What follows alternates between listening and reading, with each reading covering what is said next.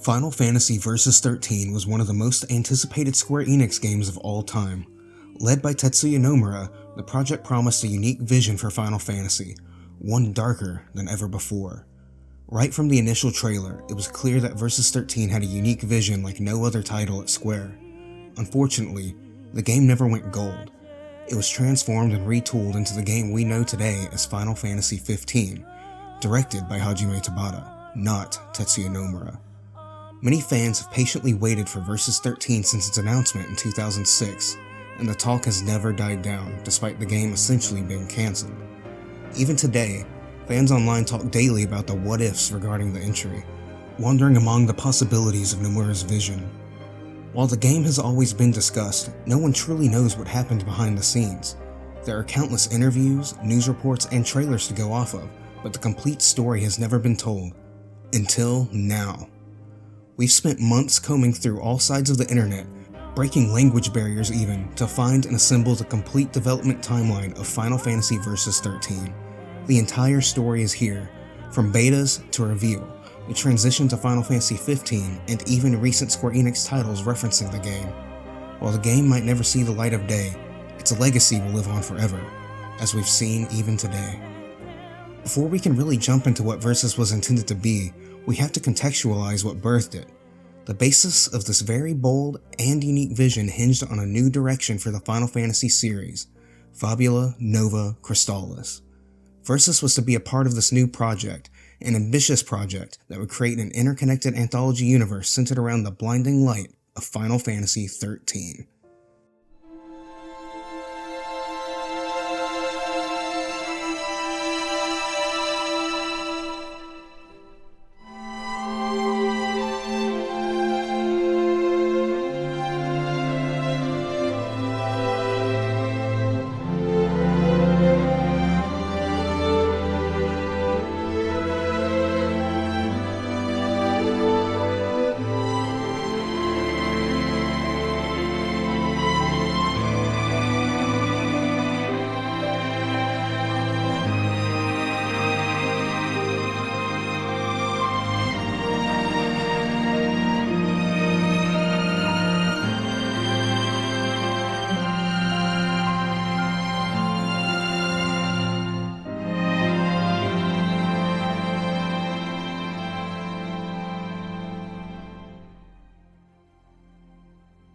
May 8th, 2006, a new generation of gaming was creeping onto the world. The HD era was on the horizon, promising sharper visuals, eye-popping effects, and dazzling lighting. The PS3 was set to release later that year, ensuring prospective gamers would have easy access to this bespoke leap in gaming technology. When it came time for Square Enix to take the stage at E3, the company teased its stacked lineup with a sizzle reel. Flashes of gameplay footage and logos showcased what was to come. Some of the shown titles, such as Dawn of Mana and Valkyrie Profile 2, marked the sunsetting of the 6th console generation. Yet, the sizzle reel that started the conference off with a bang didn't reveal Square Enix's hand in its entirety. Not even close. Square was also leaning towards strong support for the newest portable consoles, with an ample number of spin-off games such as Children of Mana and Crisis Core Final Fantasy VII. This, however, was still the tip of the iceberg of this conference. The true crown jewel had yet to be revealed, as Square was truly saving the best for last. Partways into the show, one last announcement awaited. The highly acclaimed team behind Final Fantasy X had begun developing a new title for the PlayStation 2. This title was momentarily put on hold for the team to play around with the PS3 hardware. These efforts gave birth to a glorious PS3 tech demo, a tech demo that portrayed Final Fantasy VII in, at the time, never-before-seen fidelity. The overwhelming positivity they received from the FF7 PS3 tech demo urged them to shift the project to next gen. This project, hot off the heels of Final Fantasy XII, was the next mainline entry of the series, Final Fantasy XIII. Square's dedication to the next-gen arms race was evident, even cursed, and with it, a bold, multifaceted new vision for the Final Fantasy series, Fabula, Nova, Crystalis. This new tale of the crystals was to be an expansive mythos that would encompass a new Final Fantasy universe centered around the striking next main entry of the series, Final Fantasy XIII. This mythos was intended to branch off of the new main entry and expand out to 2 other titles, Final Fantasy Agito XIII and Final Fantasy Versus XIII. During the conception of Fabula Nova Crystalis, there were 2 key titles planned from the beginning, Final Fantasy XIII and Final Fantasy Versus XIII. The mythos, with its highly intentional and considerate design, allowed for more visions to be integrated into it, such as Final Fantasy Agito XIII. Agito was being developed with the intention of providing a true Final Fantasy experience on mobile, providing players access to a tried and true FF experience that featured the deep Fabula Nova Crystalis lore, along with ad hoc cooperative battles. Final Fantasy Versus XIII was the inverse of Final Fantasy XIII, its shadow that aimed to challenge tradition in bold and exciting new ways. Each game sought to utilize a unified mythology. The intent was to make a mythology that was a bit looser, like a legend or fairy tale, in order to allow each developer to give unique interpretations of the lore. It was a highly collaborative effort and the work of several key staff such as Kazushige Nojima, Yoshinori Kitase, Tetsuya Nomura, Hajime Tabata, and Shinji Hashimoto would act as the basis of this new FF sub-series. As a concept, Fabula Nova Crystalis could be freely expanded and reimagined, tailored to each individual project's themes and each creator's ambitions. This strong through-line would give this FF sub-series a fresh take on classic lore and continue to tie these ephemeral legends together. Fabula Nova Crystalis underwent a rigorous pre-production phase beginning in 2003, around the end of development for Final Fantasy X-2 and the start of Kingdom Hearts 2's planning. Apparently the idea for such a series had been thrown around prior to this. Not too much is known about this period, however. We've found several sources that do paint a broad, yet lacking in detail, picture. There's an interview with Nojima where he says he had an inkling to create a new mythology, thus taking it to Square Enix. Fabula Nova Crystalis from its inception focused on being new and multifaceted in its creation, and of course, its interpretive nature was intentional.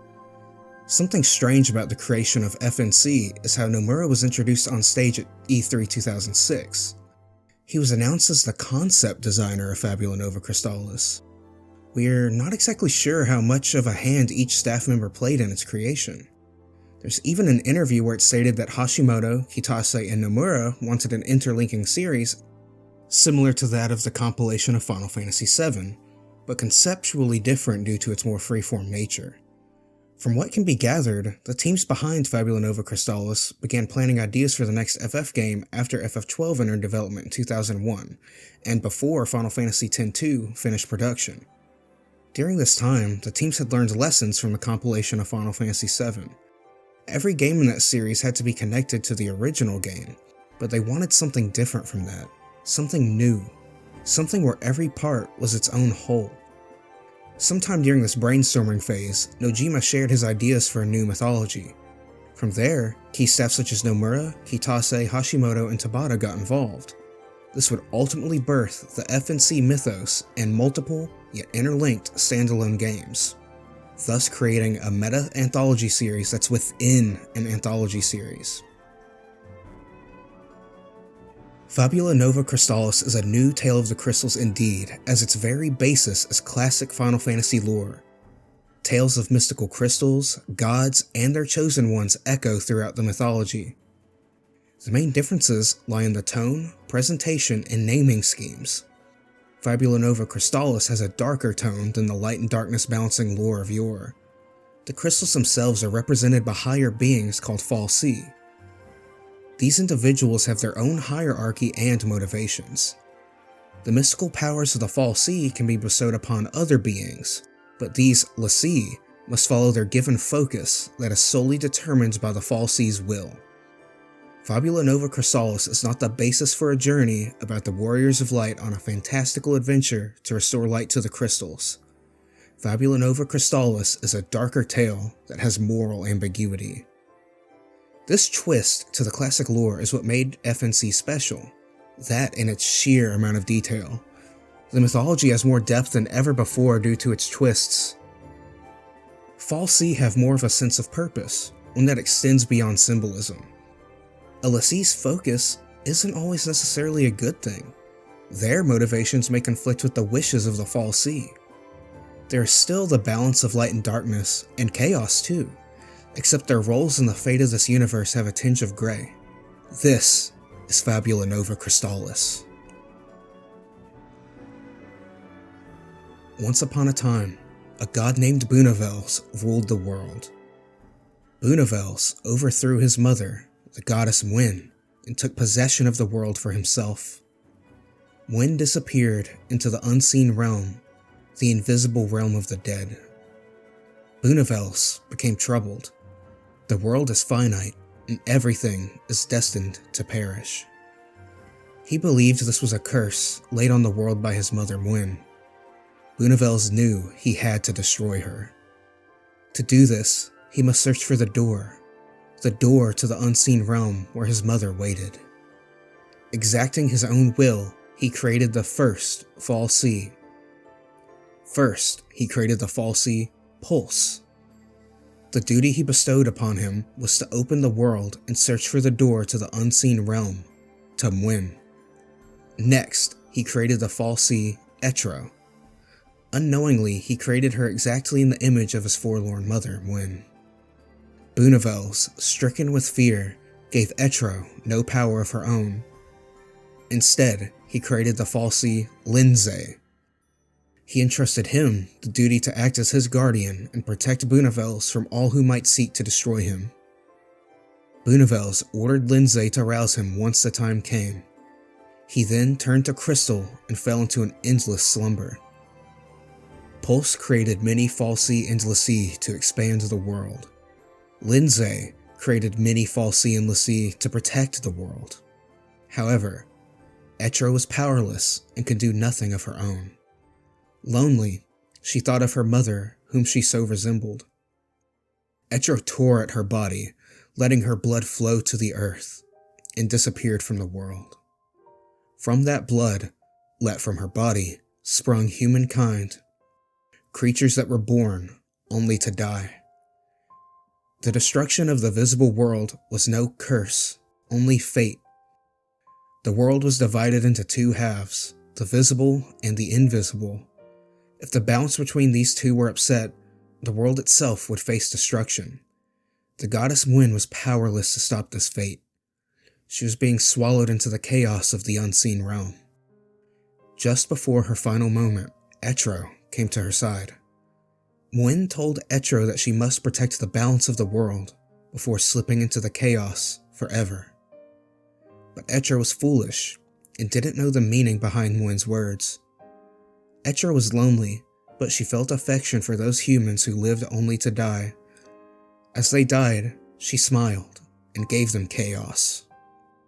The chaos XIII gave them, the humans named Heart. Their hearts would become their power, but the humans did not yet know this.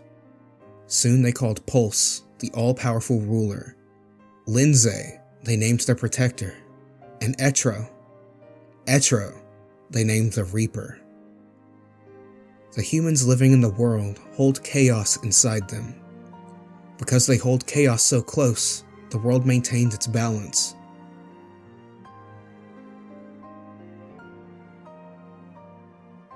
And Bunavels still sleeps as a crystal until the end of eternity.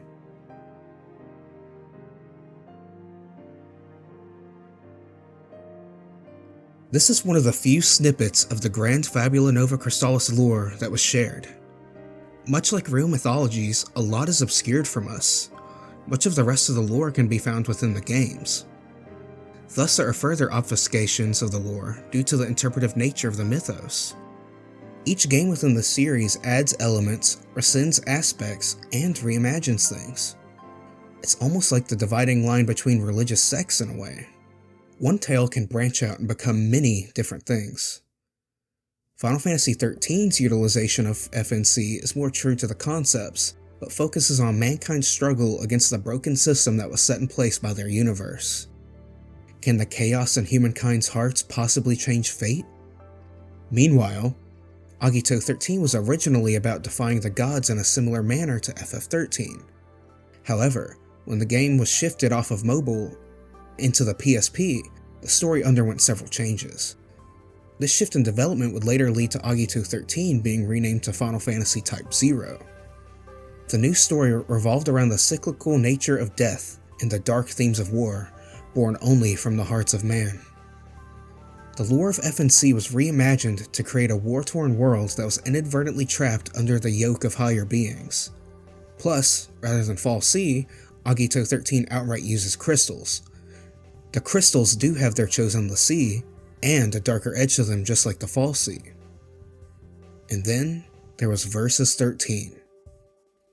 Unfortunately, not much is known about how this title would have utilized Fabula Nova Crystalis' mythology. There are interviews where Nomura confirmed the usage of lore and that the game would mention l'Cie.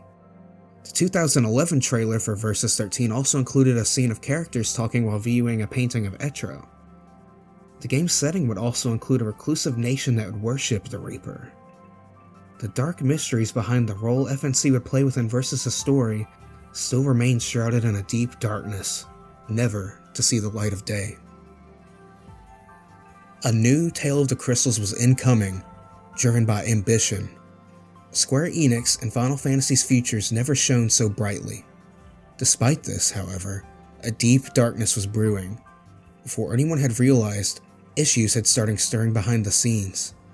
The internal teams at Square Enix during this era suffered from many problems that would shake them to their foundation.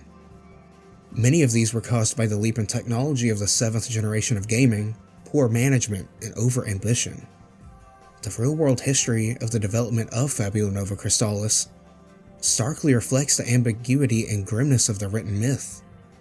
Engine issues plagued the entire company, deadlines were missed, projects were shifted around and changed, key staff and developers were shuffled around to help other teams. Ambition had met its match, reality. A reality that threatened to crumble and engulf everything, including projects not within FNC's purview. Constant snags and hitches were halting progress on practically every big title being developed. Everything was falling into chaos, but chaos is mankind's greatest strength after all.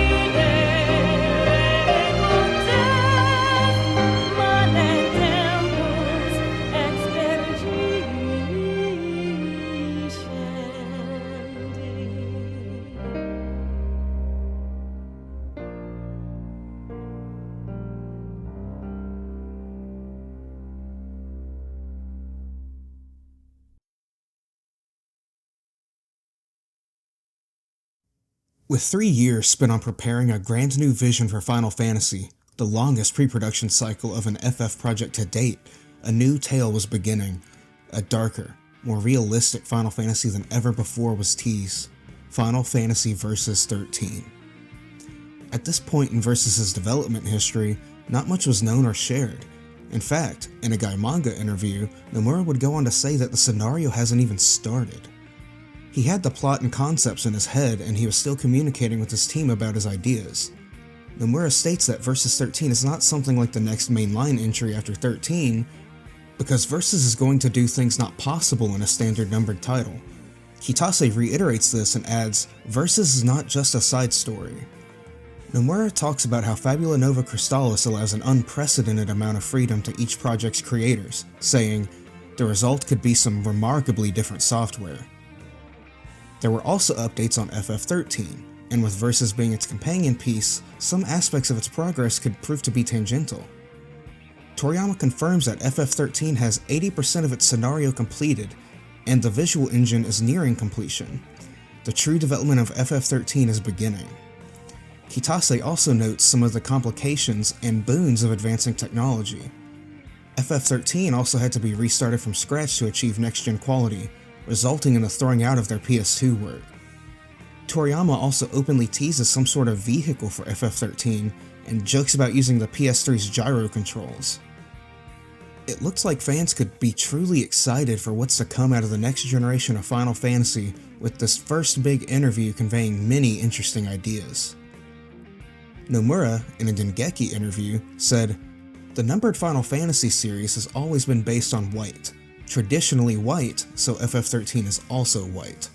Final Fantasy Versus 13 is black, as it is the opposite of that. And the word versus means to turn around in Latin, but in English it means versus, and means to be opposite. It is planned to be such a work. This truly drives home what Final Fantasy Versus 13 aims to be in relation to the grander Final Fantasy series." He also draws yet another contrast with the Amano logo art, as he used a pen instead of his normal brushwork. The hyper-detailed logo definitely shows this. Versus is to be set in a world with modern cities and doses of fantasy elements like swords, armor, and magic. The different cultures in the game are vast and have different levels of modernity to create a unique fantastical feel. This starkly different vision looked more and more promising. In terms of the development teams, the Final Fantasy VII and VIII teams are handling the graphics, while the Kingdom Hearts team is planning the battles. In terms of themes, Nomura wants to portray a tragic story that focuses on the element of camaraderie rather than love. He admits that a story of pain and bonds needs to strike a good balance because it's currently on the painful side. That said, the whole story and all the characters are not dark. It's a painful story, but I want to express the friendship surrounding the characters and the protagonist realistically. While the daily life of talking with friends and spending time together is fun, it's a story about the heavy burdens they carry, was Nomura's last big comment on Versus' story from this Dengeki interview. Things were truly taking shape as Nomura's vision crept into the public eye. The next round of Versus 13 info would come from Famitsu. Nomura discussed many details shown in the reveal trailer. The setting is comprised of many real-world elements, which is why Nomura included a Hamlet quote in the trailer. This world is supposed to be steeped in realism despite being a fantasy. The protagonist is not a lonely guy, and the game will explore his close relationships. Lore-wise, the protagonist is a royal who is protecting his nation's crystal from invaders. Nomura intentionally uses fantasy and reality elements to create a contrast, such as the invaders wearing medieval armor invading a modern city to obtain a fantasy-inspired crystal. It's all calculated to create a truly unique vibe. Apparently, Kitase urged Nomura towards a more tragic story, thus making the current scenario, according to Kitase, powerful enough to make you cry and be down for a week. Nomura wants to avoid having players feel too bad, so he's trying to craft the game to be satisfying and not overdark. The more that is shared about Versus, the more interesting it became. The world waited on bated breath to learn more with each passing interview. Versus had most certainly been garnering attention with its stylish trailer, and the details developers had been sharing were making it seem almost more promising than the next mainline title. However, things took a dip when a November issue of Dengeki released. Nomura lamented upon the difficulties of developing next-gen titles, stating, "The hurdles are greater than they were than the move from PS1 to PS2. It seems that just about every programmer at Square has been organized under Kitase to complete the White engine. Versus' development is at a standstill due to this, as they can't determine the game's specifications until the engine is ready. The engine is also intended to be used for multiple titles, making it the crux of presumably more projects than just FF13 and Versus 13. This turn of events isn't the end of the world, but it is concerning. Would the following year be a bit sunnier in terms of news?" 2007's first sliver of info regarding Versus may come as surprising. It's an integral detail that few, if any, speak of. Final Fantasy Versus 13 was going to feature some sort of support for the DualShock 3's 6-axis. This was sadly a feature we'd never really get any insight into, and a feature that would eventually be lost to time. A March issue of Ga Manga would drop a few more details and give us a clearer picture of some things we heard in 2006. The protagonist's home city itself is inspired by Shinjuku, Tokyo. This is due to Nomura thinking that it looks cool. This city is also the most modern in the world because they used their crystal to advance their culture, unlike the outside nations that spent their crystals to create weapons. Nomura begins to worry about the scope of the game after he teases third-person shooter-inspired combat with weapon switching. What's a Final Fantasy without airships? Don't worry, they'll be in Versus. As the interview comes to a close, Nomura states that he wants Versus to be the last mainline title he directs. He clearly wants to go out with a bang. The next round of info about Versus shared more of Nomura's own thought processes. He'd go on to say that he wants to do something different, something that explores deeper human emotions, even at the risk of narrowing the audience. The script isn't complete, but Nomura wants the story to be dripping with feeling. He wants the game to contrast the light of Kingdom Hearts. The realism in Versus is meant to be believable, in terms of culture and the characterization. Nomura's goal is to make these aspects feel real, despite being fantasy. We've only just begun. Edge had the chance to interview Nomura during the 2007 Square Enix party.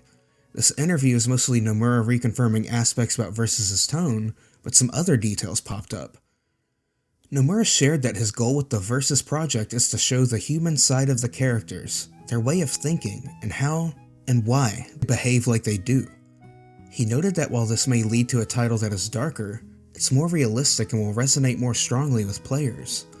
Nomura notes that the stories within previous Final Fantasies he worked on are not exactly as he would have liked, largely since he did not direct them. He then shared his approach on Versus 13. The goal, when a player holds a controller and plays an RPG, is to make them believe in another world, to experience a dream in a fictional world. It will be different in Versus 13 because of the intrusion of the real world, and things that are really happening. There will be less fiction and more reality. Closing off his interview with Edge, Nomura notes that even though Versus 13 is closer to his personal taste than the story of Kingdom Hearts, the entire project owes itself to the franchise. He states that the Kingdom Hearts team was always inspired by Final Fantasy, and I'd like to see that reversed. Wrapping up 2007, Yoshinori Kitase and Tetsuya Nomura sat down with Dengeki once again to talk all things Final Fantasy Versus 13. Nomura notes here that while the team has not been revealed to the public yet, there are some well-known members in there, so it will become a good product. Also, we're getting advice from the team working on Final Fantasy 13, which is being developed first, so we're progressing well. 2007 was overall a quiet year for Versus following its reveal, but all of the language used throughout interviews was extremely promising. The game was coming, and progressing well. 2008 began to open the door to even more on the highly anticipated project. Versus would burst into the new year of 2008 alongside Final Fantasy XIII with adverts and V-Jump. Nothing really of note was revealed, but the ads themselves absolutely dripped with the style you would expect of Square Enix. Following the V-Jump stuff, in February, Nomura would talk a bit about Final Fantasy XIII, specifically about his involvement with character designs. Of course, given the opportunity, he has to talk about Versus. It turns out that the clothes for the main cast are temporary. The game still needs more time, and nothing about the voice work has even been decided upon. Apparently, some may not like the personality of the main character. Versus 13 will shoot for a road movie vibe. Nomura hopes that watching all the male cast hang out will make people nostalgic. At the end of 2006, it was stated that there were problems getting the White Engine finished. At GDC, Square Enix officially announced both its completion and its new name, Crystal Tools. This engine was the first company-wide technology platform, an effort to create all games with the same engine. It offered authoring tools and runtime libraries, and even had the ability to allow CGI to be rendered in real time. Combined with the audio processing and physics effects, Crystal Tools looked to be a massive step forward for the company's games on PlayStation 3. However, as we know today, This was the start of a tragic problem throughout multiple titles at Square. In June 2008, during an exclusive interview with Tetsuya Nomura, Famitsu was told by the Versus 13 director that the game was officially put on hold until the development of Final Fantasy XIII was completed. Specifically, he said on hold, noting that the entire Versus team is helping finish Final Fantasy XIII. He shared that while the story for Versus was pretty much complete at this point, the team was limited to working on designing conceptual visuals and illustrations. After the interview released, Square Enix completely denied the claim. In a statement to Eurogamer, the company shared the following message: "Reports that development for Final Fantasy Versus 13 is on hold are false." The truth of the situation is that when free, some of the staff from the Versus team have been helping with the 13 team on development of Final Fantasy 13. Development for both titles is continuing as originally scheduled. Who should fans believe? The creator? The company? Many were torn but trusted that Nomura perhaps had maybe overblown the development situation, reassured by Square's message that the game had no delays. As promised, a trailer premiered at DK Sigma 3713. While not shown to the public, this trailer was said to contain scenes originating from the Jump Festa 2007 trailer, alongside the 2006 reveal trailer. It contained significantly expanded content. This trailer also revealed many of the key staff who were previously unrevealed. As the summer continued, more information was revealed through Shonen Jump, Famitsu, and Dengeki PlayStation. Here, Nomura confirms that the girl in the skirt is the main heroine, acting as the first female character that will stand out from prior Final Fantasy games. Nomura describes her as very ladylike and that she acts according to her beliefs. Additionally, he spoke on the world of Versus 13 itself, sharing that the characters live in a world based on Shinjuku, but the appearance of the world is based on Italy. There will also be a lot of natural scenery in this game. Final Fantasy Versus 13 will have the usual feel of a Final Fantasy game. It feels like I am creating Final Fantasy VII again. Nomura spoke on the main character, responding directly to a comment about his red eyes. He states that his eyes will only turn red at some special occasion, hinting that they are triggered by something. While discussing the scene with Noctis and the female protagonist in front of the painting, Nomura declined to reveal the contents of the painting. However, he did reveal that the skeleton holding the painting was the god of death, inspired by Fabula Nova Crystalis. As 2008 headed towards a close, more new information was revealed through magazines. It was revealed in Shonen Jump that the Blu-ray for Final Fantasy VII Advent Children would include a demo disc for Final Fantasy XIII, in addition to a new trailer for Final Fantasy Versus 13. December 2008's Cloud magazine reveals the first look at gameplay for Versus, with new screenshots showcasing Noctis running around in several areas. Funny enough, one of the screenshots features Noctis fighting alongside two clones of himself, which many boil down to early development. There's even a sneak peek at a wall of concept art for Versus 13, Agito 13, and FF 13. December marked the last concrete info we'd hear about Versus until the fall of 2009, which proved to be a quiet year.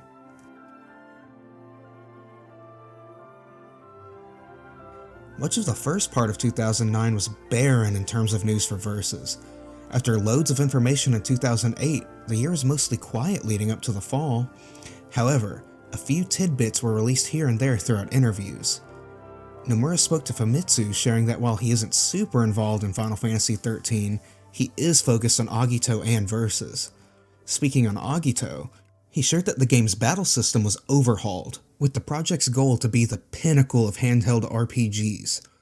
On the other side of the coin, the Versus team itself was revealed to be comprised of the core team behind Final Fantasy VII, with the team currently testing battle mechanics, map interactions, and things including the day-night cycle. Nomura confirmed that while the game will not show up at E3, things are progressing. At Gamescom, Square Enix informed press that it had no plans to showcase the game at 2009's Tokyo Game Show.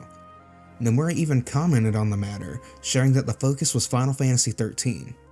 With TGS crossed off, there were not very many major events left in the year for the company to host a new look at the game for press and investors. However, that proved to be quite false once September came around.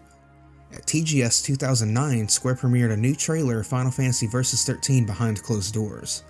Only those who attended the event were able to view it, with not many outlets reporting on the details of the trailer. One outlet who did, however, was RPG Site.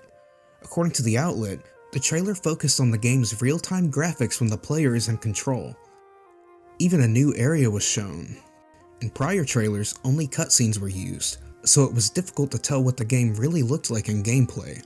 According to RPG Site's TGS attendee, the trailer showed the main character Noctis running around a city, similar in style to those pictured in the trailers, at different times of day with varying numbers of NPCs around him. At night, the city was utterly deserted apart from Noctis. Aside from the city, the footage also treated us to a glance at a field area which also played home to some gigantic monsters. The field was massive and relatively flat, reminiscent in a way of Final Fantasy X's Calm Lands, just with huge monsters on screen with the player. There's somehow footage of this trailer from TGS available today, which is honestly remarkable. This report was followed by an interview with Tetsuya Nomura and Famitsu, where he revealed that the presentation at TGS was made in a hurry, and as a result, the trailer has unfinished tech and graphics throughout. He also made it clear that the outfit Noctis was seen wearing in the last trailer is the final Rowan collaboration one that will be seen in the game.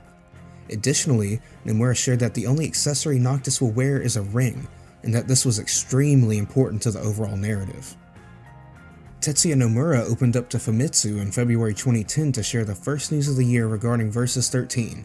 The game, apparently, might not make it to E3 2010 as previously planned.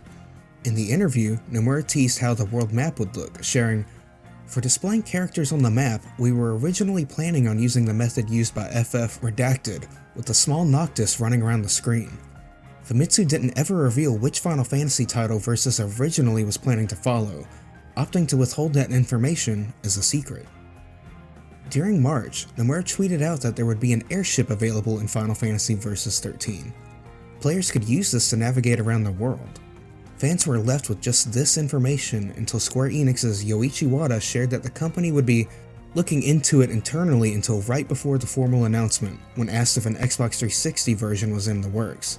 It's unclear when this formal announcement was scheduled to be, but many had their sights set on E3.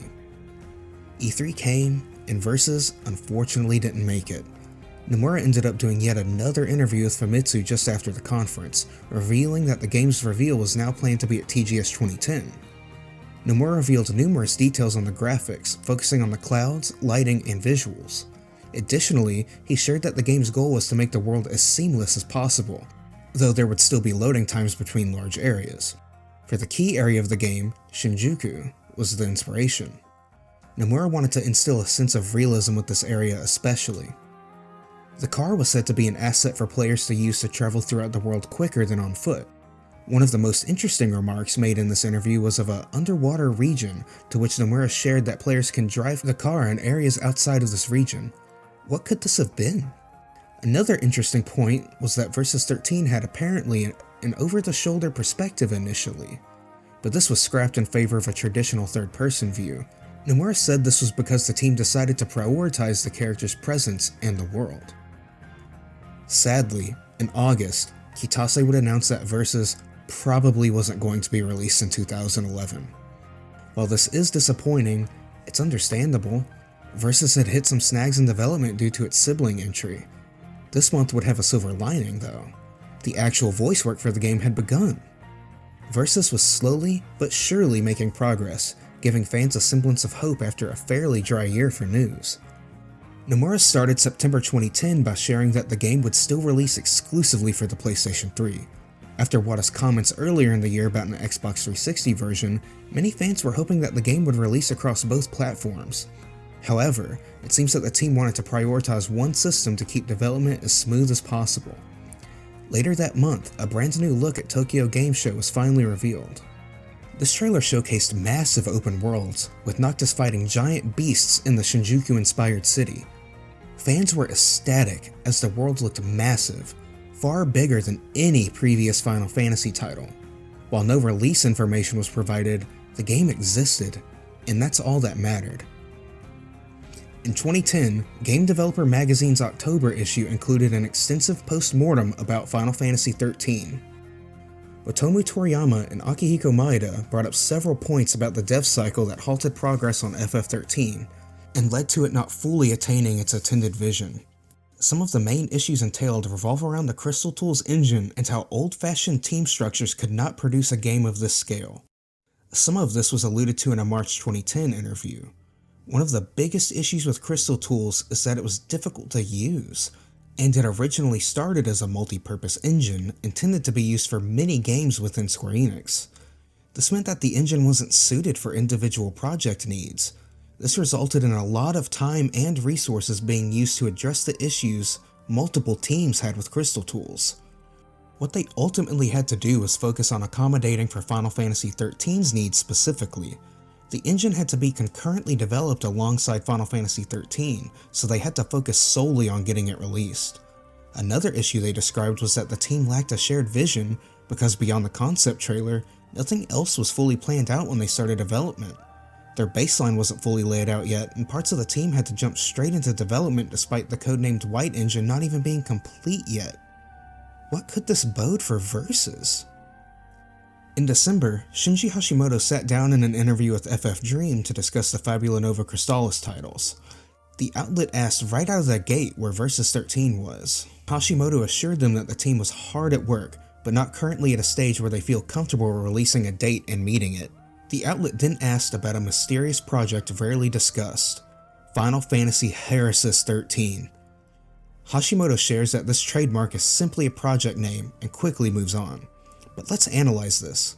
Was there a secret fourth Fabula Nova Crystalis project in the works? We never heard publicly about Heresis, but its implications are simply fascinating. The trademark was initially filed around 2006 alongside the announcement of FNC, but nothing ever came of it, even today. It eventually expired in 2011 with nothing ever coming from it. However, it's intriguing to imagine what could have been. Heresis is a Greek term with multiple meanings: choice, option, and even course of action. Maybe there was a team at Square Enix creating an innovative new Final Fantasy title focused on player choice. We'll never know. Overall, Hashimoto mostly gave standard PR talk throughout this interview, not willing to commit to a release date or any further concrete news on Versus 13.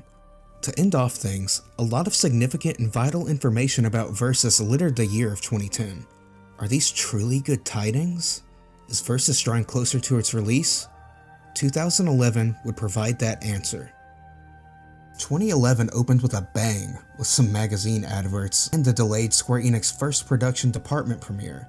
Versus finally received a new trailer that treated fans to a lot more in-game footage. Actual in-game footage was shown, from cutscenes to high-octane action. The excitement was real. It finally felt like Versus 13 was making progress.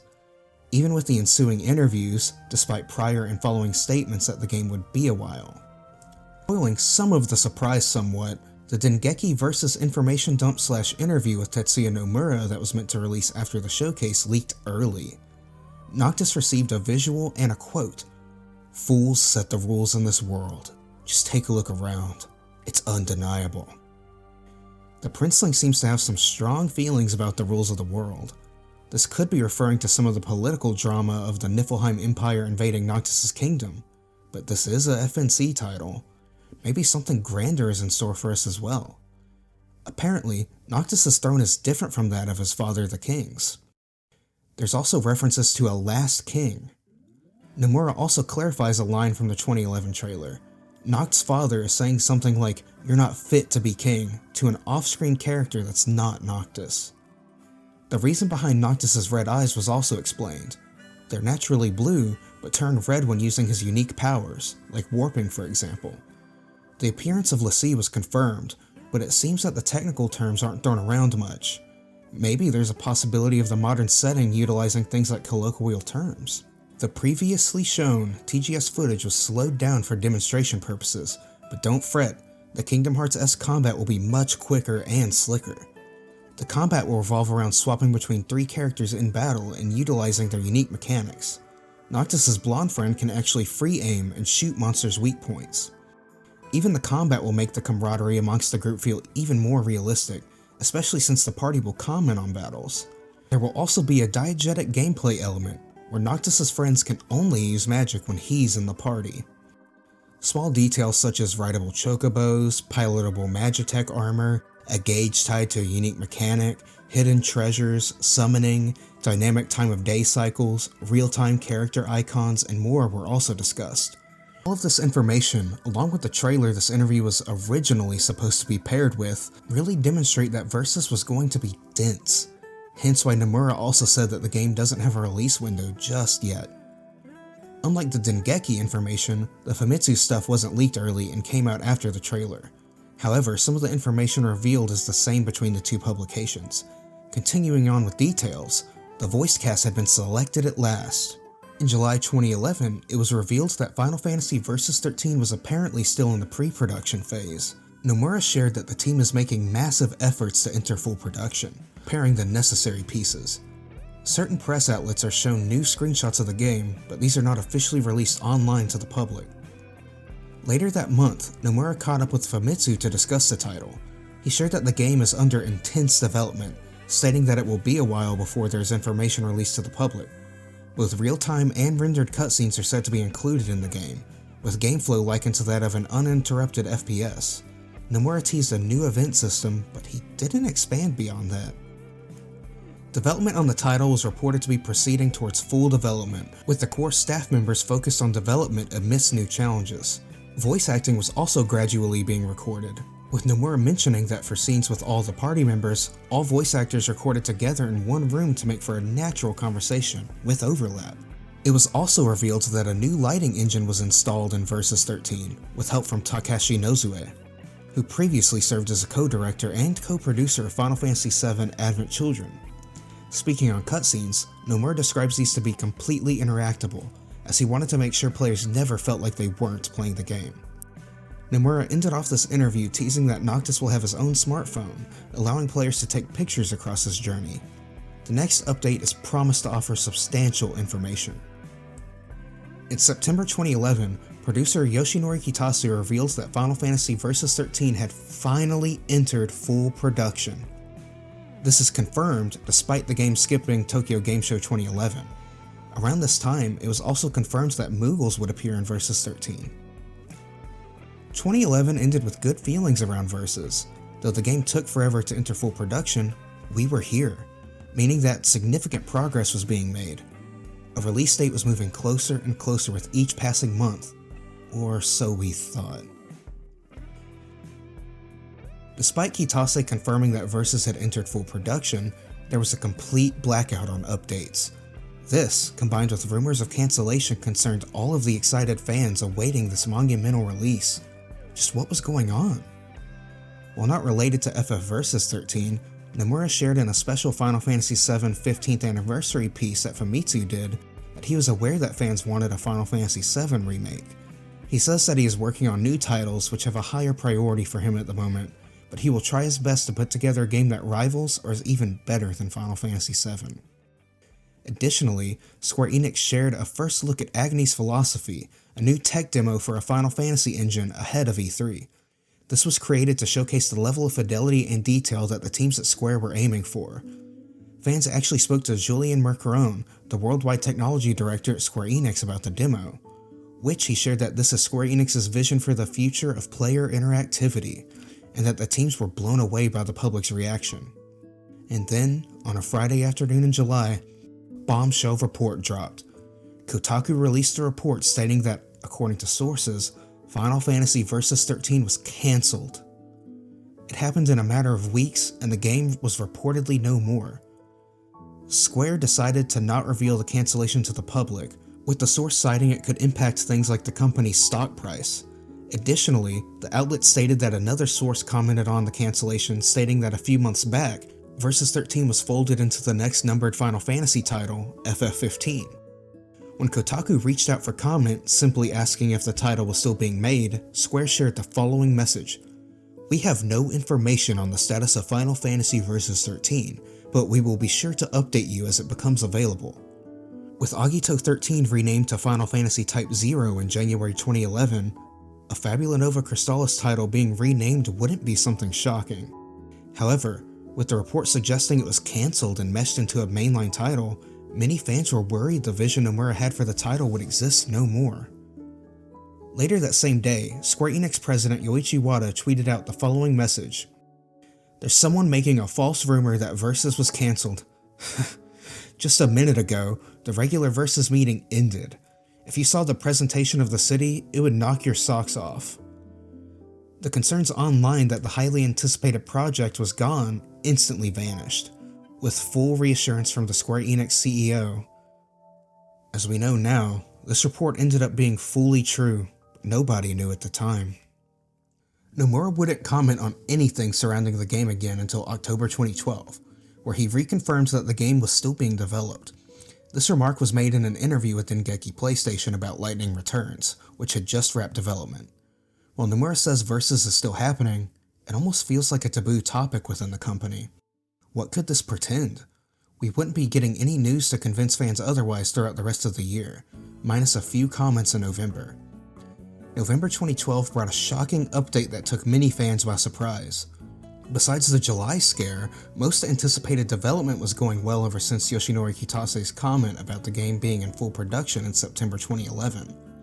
A new rumor popped up on NeoGAF stating that Final Fantasy Versus 13 is on hold, as all the staff has been moved to Final Fantasy XIV A Realm Reborn until it is released. The rumor goes on to say that the release date for A Realm Reborn is currently set for July 2013, which will set the release date for Final Fantasy Versus 13 around Q4 of 2014 or Q1 of 2015 at the earliest. Notoriously now, Final Fantasy XIV 1.0 also used a branch of Crystal Tools. In NoClip's Final Fantasy XIV 1.0 documentary series, Naoki Yoshida describes that 14's biggest issues involved the engine and outdated game design. Game design can be improved upon, but once becoming director, he decided to scrap Crystal Tools entirely and use a new engine. Interestingly, this new engine has similar origins to Luminous Studio, and Yoshida has likened them as cousins. Dragon Quest X was another game that used Crystal Tools, but it was probably affected less due to targeting the Wii, making certain aspects of development presumably less arduous. Yoshida also worked on that game, so it's possible he already knew the issues with the engine and wanted to shift away from it. This delay was likely due to complications with the new engine after Naoki Yoshida determined Crystal Tools was completely unfit for the game.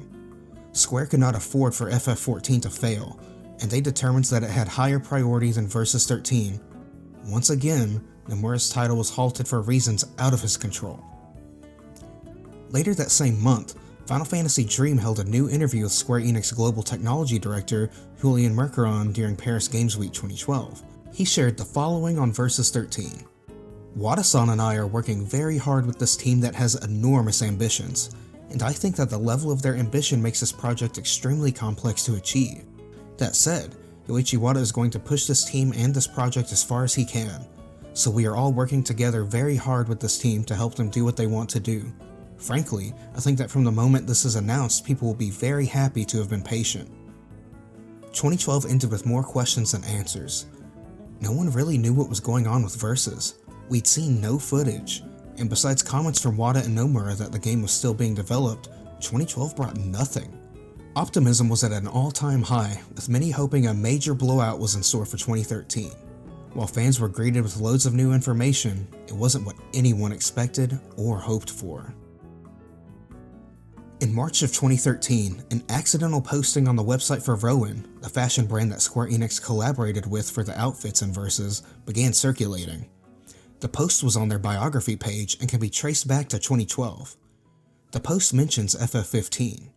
Rowan would later release a backtracking statement assuring that the post was made in error and changed FF15 to FF Versus 13, tentative. This interesting rumbling brought many questions to the table. Would Versus truly shift to mainline status? In April, Nomura appeared as a guest on Square Enix Merchandise Radio. They talk about the Noctis perfume some. In response to this, the radio staff asked Nomura about the ever-elusive Versus 13. Nomura confirms that more Versus news was on the way. He also went on to say that Versus was a delicate topic within the company. He apologizes for the lack of news and states that they're preparing for the next round of information regarding Versus. After years of hiccups, engine issues, and team shuffling, the time finally came. Versus 13 lives, but not in the way fans expected. E3 2013 gifted the world with an exciting new trailer for Versus 13, but now, it's the next main entry of the long-standing Final Fantasy series, Final Fantasy 15. Not only were we blessed with 2 exciting new trailers, we also got a slew of tantalizing new details through many interviews. A few days after the massive reveal, Tetsuya Nomura participated in an exclusive interview with Famitsu, sharing that the current plan is to create multiple direct sequels set in the same world with Final Fantasy 15. He likens the idea to that of Final Fantasy X and Final Fantasy XIII, which both received direct, numbered sequels. Nomura shared with Famitsu that, in the trailer, there was a line that read, "A world of the Versus epic," which suggests that it would be part of an epic. While Final Fantasy 15 will have one climax as a story, we plan to continue it further. He shared that he understands that fans don't want to wait long between entries, saying that, "As for how it will be released, we'll announce that later on. However, having you wait a long while for the next title isn't something we would desire." It's clear that even from the beginning of Final Fantasy XV's life, there were plans to provide a story that spanned multiple games. This story cannot be contained under just one game. As we discussed earlier, Nomura's ambition for Versus 13 grew over the years, to the point where he wanted to make a trilogy out of the story. It's likely that this thought process and planning carried over to FF15, which, as a mainline title, came with luxuries that side games just didn't get. Nomura also revealed major new information, such as the fact that the shift to a mainline title apparently began 2 years prior. Initially, he was completely against the idea, but slowly warmed up to it as Agito became Type 0. He shared some of the ambitions and challenges that the team currently juggled, specifically stating, "There was a big concern that we would not forget that this is a Final Fantasy game." The team aimed to make FF15 the biggest Final Fantasy ever, with the game being overall massive in scale. Nomura described it as a large, seamless open world with a variety of content. Later throughout the year, Nomura shares new details through various interviews. In July, he sat down at Japan Expo, revealing new information regarding the game. This was a memorable interview with a lot of great questions. There, he compares Sora and Noctis, responding to a question about his favorite characters he's created. He states, "If I had to choose a favorite character, I would say Sora and Noctis. Why them? Of course Sora. I've been together with him for more than 10 years now. This is the first time I've been with a character for such a long time. So he's very special to me, and he's been adopted by Disney also, so he's a very, very good boy. More like a good son, actually. Also, there's Noctis. He hasn't been in front of you, moving yet in real gameplay, but he will be soon, in the future. Do you know that the name Sora means sky in Japanese, and Noctis, his family name is Kylum, which means sky as well, so basically Noctis means night sky. So they're kind of complete opposites of each other. There's a reason why I named these characters as opposites. Noctis is kind of like my latest boy, or latest son, and I expect him to be more clever than Cloud. Talking on Final Fantasy 15, he shares that the game will not feature many vehicles, but the Magitech armor can be piloted apparently. Additionally, Nomura dove into side content, sharing that while the team is considering fun content for players to experience, the focus is on finishing the main portions of the game. He even alludes to certain changes that come with shifting to a numbered entry. As for characters, Nomura confirms that Stella's design was changed, sharing that he just wanted to make her a little bit prettier. He confirms that the party is planned to be 5 guys. The team is also exploring how to implement Noctis's red eyes since he moves so fast. Finally, speaking on female party members, Nomura shares that he can't say anything specific now, but it would be quite difficult to have a girl playable. Nomura even mentions Luminous Engine, discussing how it was being developed alongside the game. The interviewer asked Nomura if he believed the Fox engine of Kojima Productions and Luminous of Square were similar, with Nomura sharing that he believed they are totally different engines because they got different kinds of abilities and skills and stuff that we could use in a game. Beyond this interview, Nomura was quiet for the rest of the year. It seems like Final Fantasy 15 was going well. Sure, certain elements might have changed, but this was still the game fans eagerly waited for, with Noctis, Stella, and the rest of the characters. 2013 was truly the year where it felt like Versus/FF15 was finally on the horizon. However, the dream was slowly fading away behind the scenes. Harsh realities were beginning to rear their ugly heads. The universe wasn't quite done with the world of Versus epic.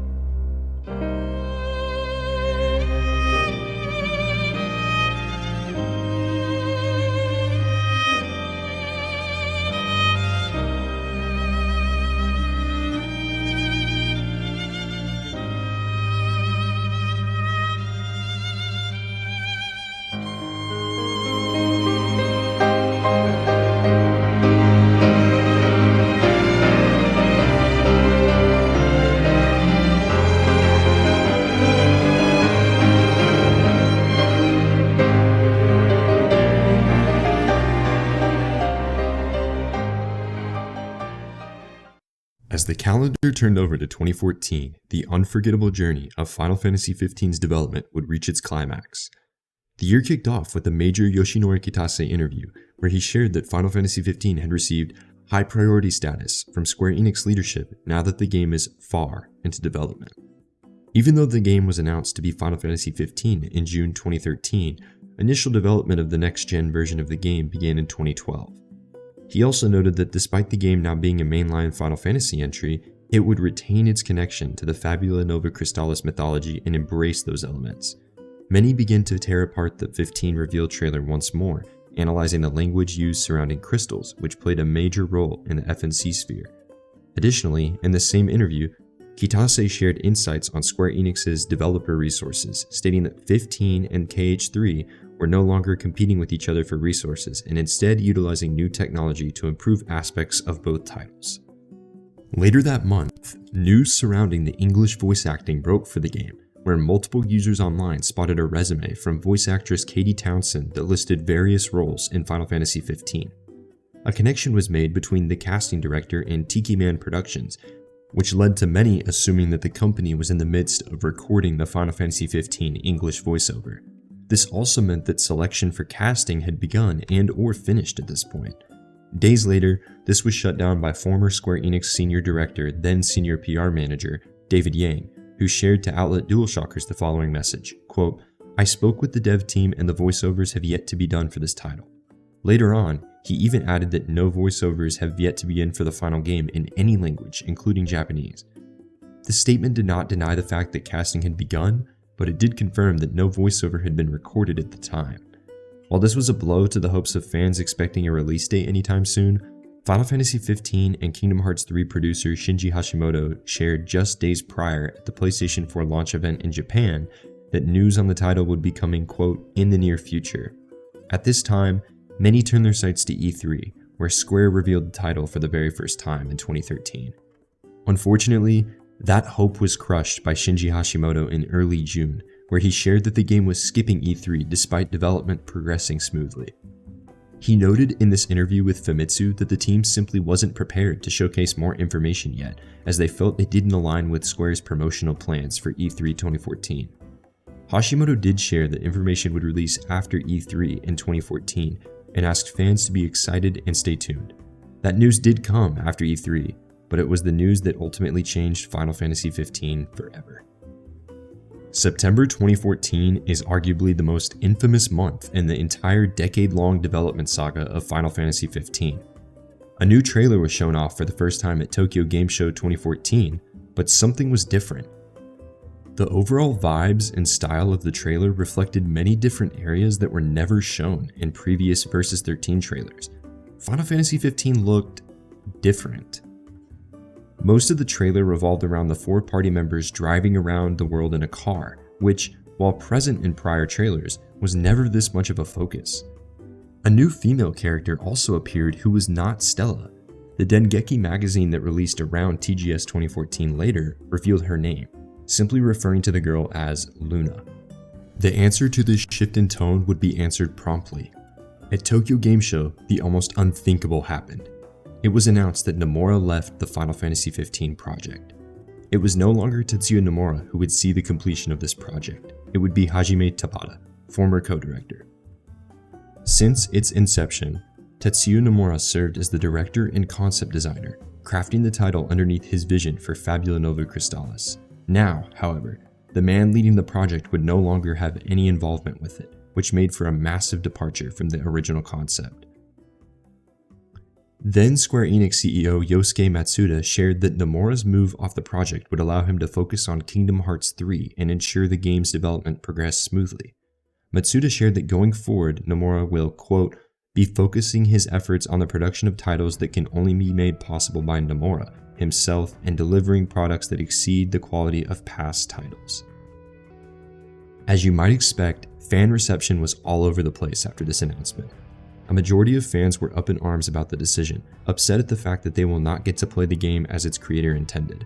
Others, however, were looking forward to the new direction under Tabata, as some were tired of the Versus talk after 8 years of no show. Many who watched the trailer were excited to see the visuals and gameplay take advantage of next-generation consoles with higher fidelity and flashier combos. While many fans were upset, left wanting more information regarding Final Fantasy XV, luckily they wouldn't have to wait long for the floodgates to open. In the weeks following Tokyo Game Show, dozens of new details were revealed about Final Fantasy XV via new interviews with director Hajime Tabata. A Final Fantasy XV demo, titled Episode to Sky, was revealed to be available to any player who purchased Final Fantasy Type 0 HD. In an interview with Game Informer, Tabata dove in to discuss all things related to this demo. First, he shared that players can expect a playtime of 1 hour for the story, and 4 hours total if players choose to complete everything. The demo itself is named after Duskai, a region found in the world of Final Fantasy XV. Episode to Sky was promised to offer a taste of the game's combat systems and exploration, but the open world was told to be limited. Although, Tabata did note day and night cycles would be featured in this bite-sized portion of the game to give players a taste of what's to come with the full release. While many fans didn't expect to play the game so soon, Tabata stated that he wanted to let fans play the game for themselves to understand it's real and is coming, something 8 years in the making. No, this isn't a fake game just with trailers, this is a playable thing that Square Enix is working on. He also shared that he believes icons of the Final Fantasy series should be properly and carefully added in order to refrain from being too shallow. He teased players to stay on the lookout when experiencing Episode to Sky. Finally, Tabata shared that he hopes fans will share feedback online that he and his team can incorporate into the final release.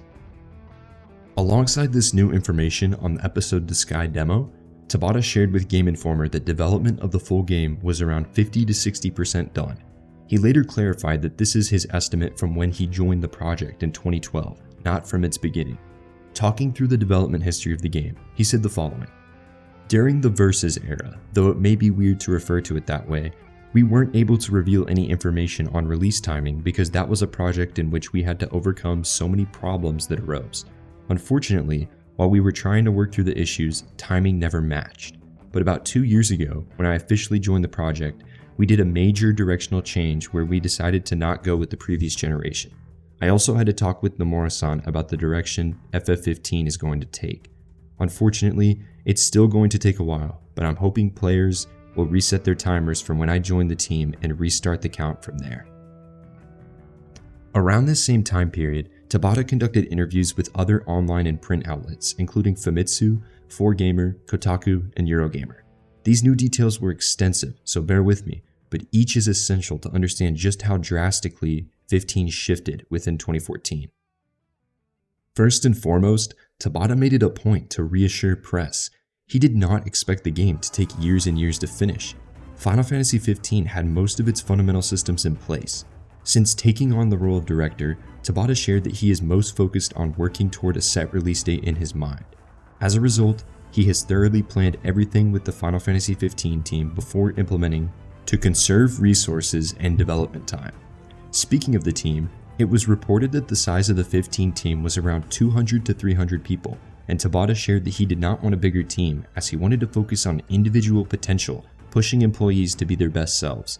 The gameplay, cutscene, and CGI teams were all merged into one staff body to ensure maximum oversight and productivity.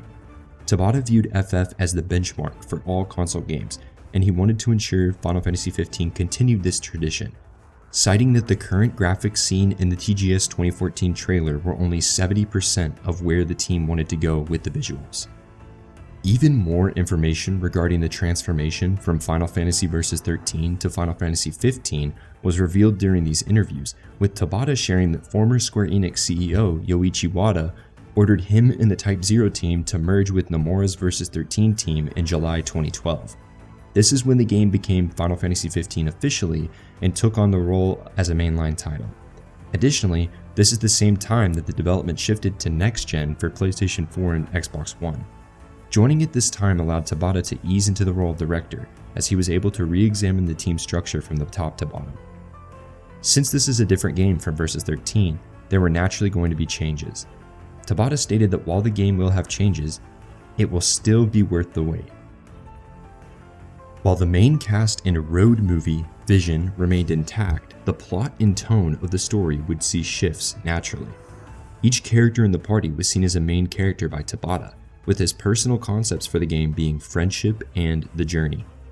Tabata aimed to preserve the core gaming experience of Final Fantasy and not opt to create a game for just any casual player.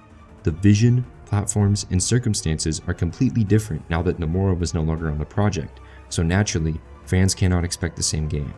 The Final Fantasy XV director did share that he sat down with Nomura prior to his departure, attempting to make an effort to realize the vision of each of his concepts. One of these mentioned was making battles feel and control realistically, with an emphasis on positioning and approach against enemies. Throughout these interviews, one of the major features of Final Fantasy XV was revealed to be the car. While we know it as the Regalia, it was only referred to as the car throughout these talks. Tabata shared that while the title is single player, the car was added to give players the sense of vibes when traveling with people. He especially wanted the car to reflect the tiny details of driving a real car, so there was special attention on making driving feel realistic as possible. Additionally, Tabata stated that the car is almost like a party member in a sense, even though you can't modify it.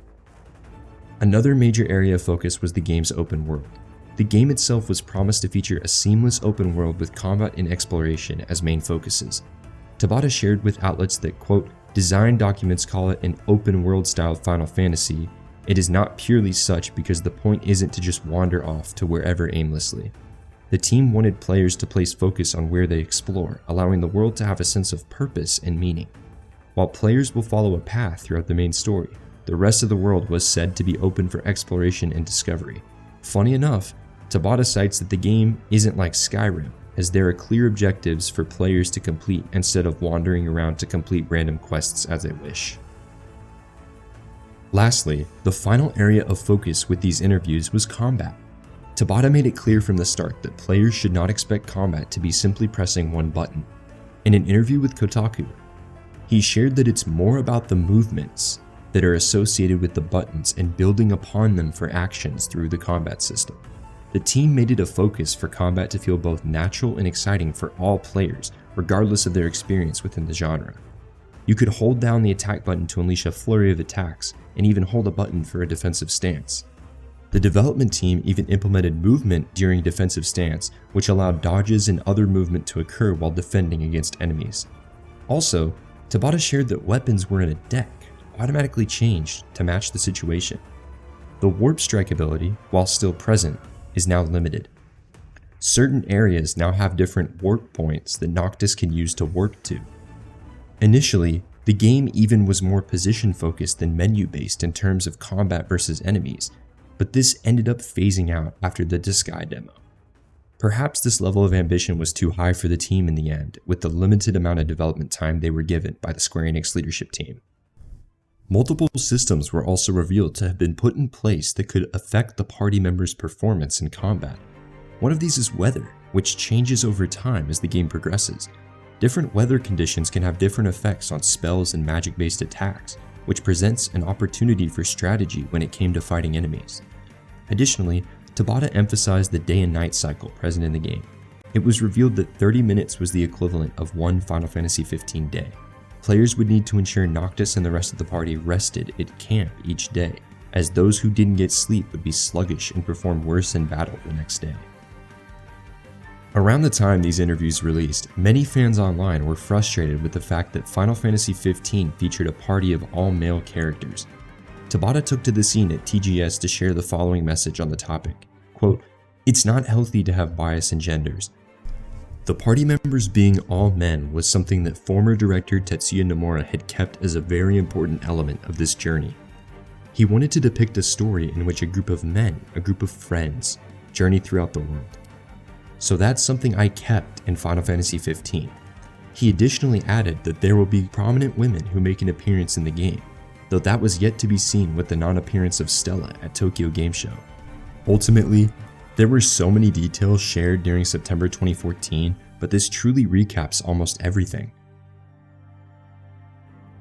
Tabata did mention at one point that if he were able to, he'd like to make Type 1 next if possible, also stating that if his team made another Final Fantasy mainline entry, it would come quickly as, quote, "we came this far in 2 years." Moving 1 month forward, Tabata shared a key update in October 2014. Final Fantasy XV was moving to Luminous Productions under the Luminous engine.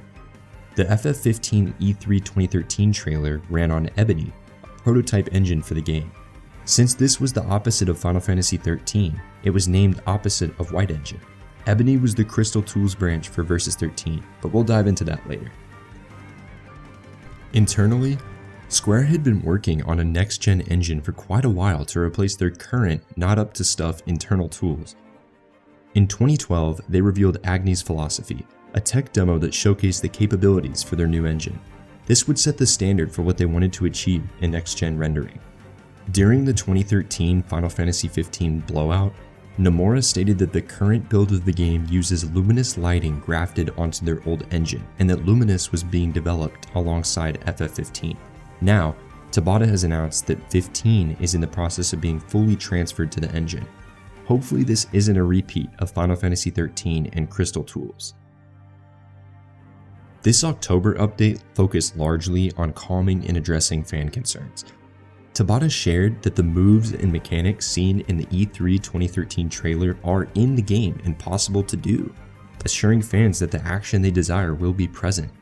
He also stressed that the game is different from Type 0 and Kingdom Hearts, acting as a unique combat system. A few new details were revealed to emphasize this. Combos could be altered by holding the stick in a different direction, jumping is in the game, counterattacks are possible after guarding, and character switching was even removed to implement the cross-battle system. He assured fans that the project was evolving, not regressing, sharing, quote, "Even though there are parts from Versus that we ended up changing, we've developed them in more interesting ways, and I want you to look forward to it." Tabata did note that in an effort to appeal to casual players who might not have played a Final Fantasy title before, the team is implementing casual controls so players can have an easier time beating the game. He also again stressed that the feedback from the upcoming Episode to Sky demo, stating the method of getting feedback was yet to be determined, but it was essential to the team in order to make the best game possible. Additionally, he even threw a little shade at the Square Enix marketing team when asked why the information releases for the game have been so poor, stating, "If our fans are uneasy about the information we have released, then our ways of issuing information may in fact be poor." At the end of his questionnaire, he urged fans to look forward to more information towards the end of the month. The next appearance of Final Fantasy XV occurred at Paris Games Fest 2014, where Tabata revealed new information for the title. An immense amount of focus was put on the world, with the characters having multiple animations depending on where they traverse. This included elements like a walk cycle, characters going out of breath, and inverse kinematics. The Final Fantasy XV director also emphasized that characters would comment dynamically throughout combat, prompting the player to notice things about enemies and such. Destructible objects and environments were also revealed, with a tease that airships might drop enemies from above to attack the party. Alongside these announcements, Tabata shared that the story is estimated to take around 40 hours to complete, excluding all side and optional content. He also revealed that the transfer from Ebony to Luminous engine was about 80% complete. More information was revealed to drop during Jump Festa, and this slew of news would cap off 2014 in a massive way. Jump Festa brought the most news surrounding the game yet, and dozens of changes began to take effect before our eyes. Things kicked off with confirmation that the massive being found in the TGS 2014 trailer was indeed Titan. Tabata shared that these summoned beasts can be acquired and used in battle, but only after fighting them. He noted that Titan will serve a big role in the story, and the summon will be the same size even when you summon him. Additionally, he noted that only Noctis would be able to use summons. While the town showcased in the trailer, Lestarg, was seamless, the developers noted that it is still undetermined if the entire game will be seamless as you explore. Tabata assured fans that the team is doing its best, but it's likely some scenes will require loading due to the hardware constraints. Another location highlighted was Insomnia, revealed to be the capital of the Kingdom of Lucis, where Noctis is prince. Tabata discussed different ways to traverse the world, including by foot, by car, by chocobo, and even by train.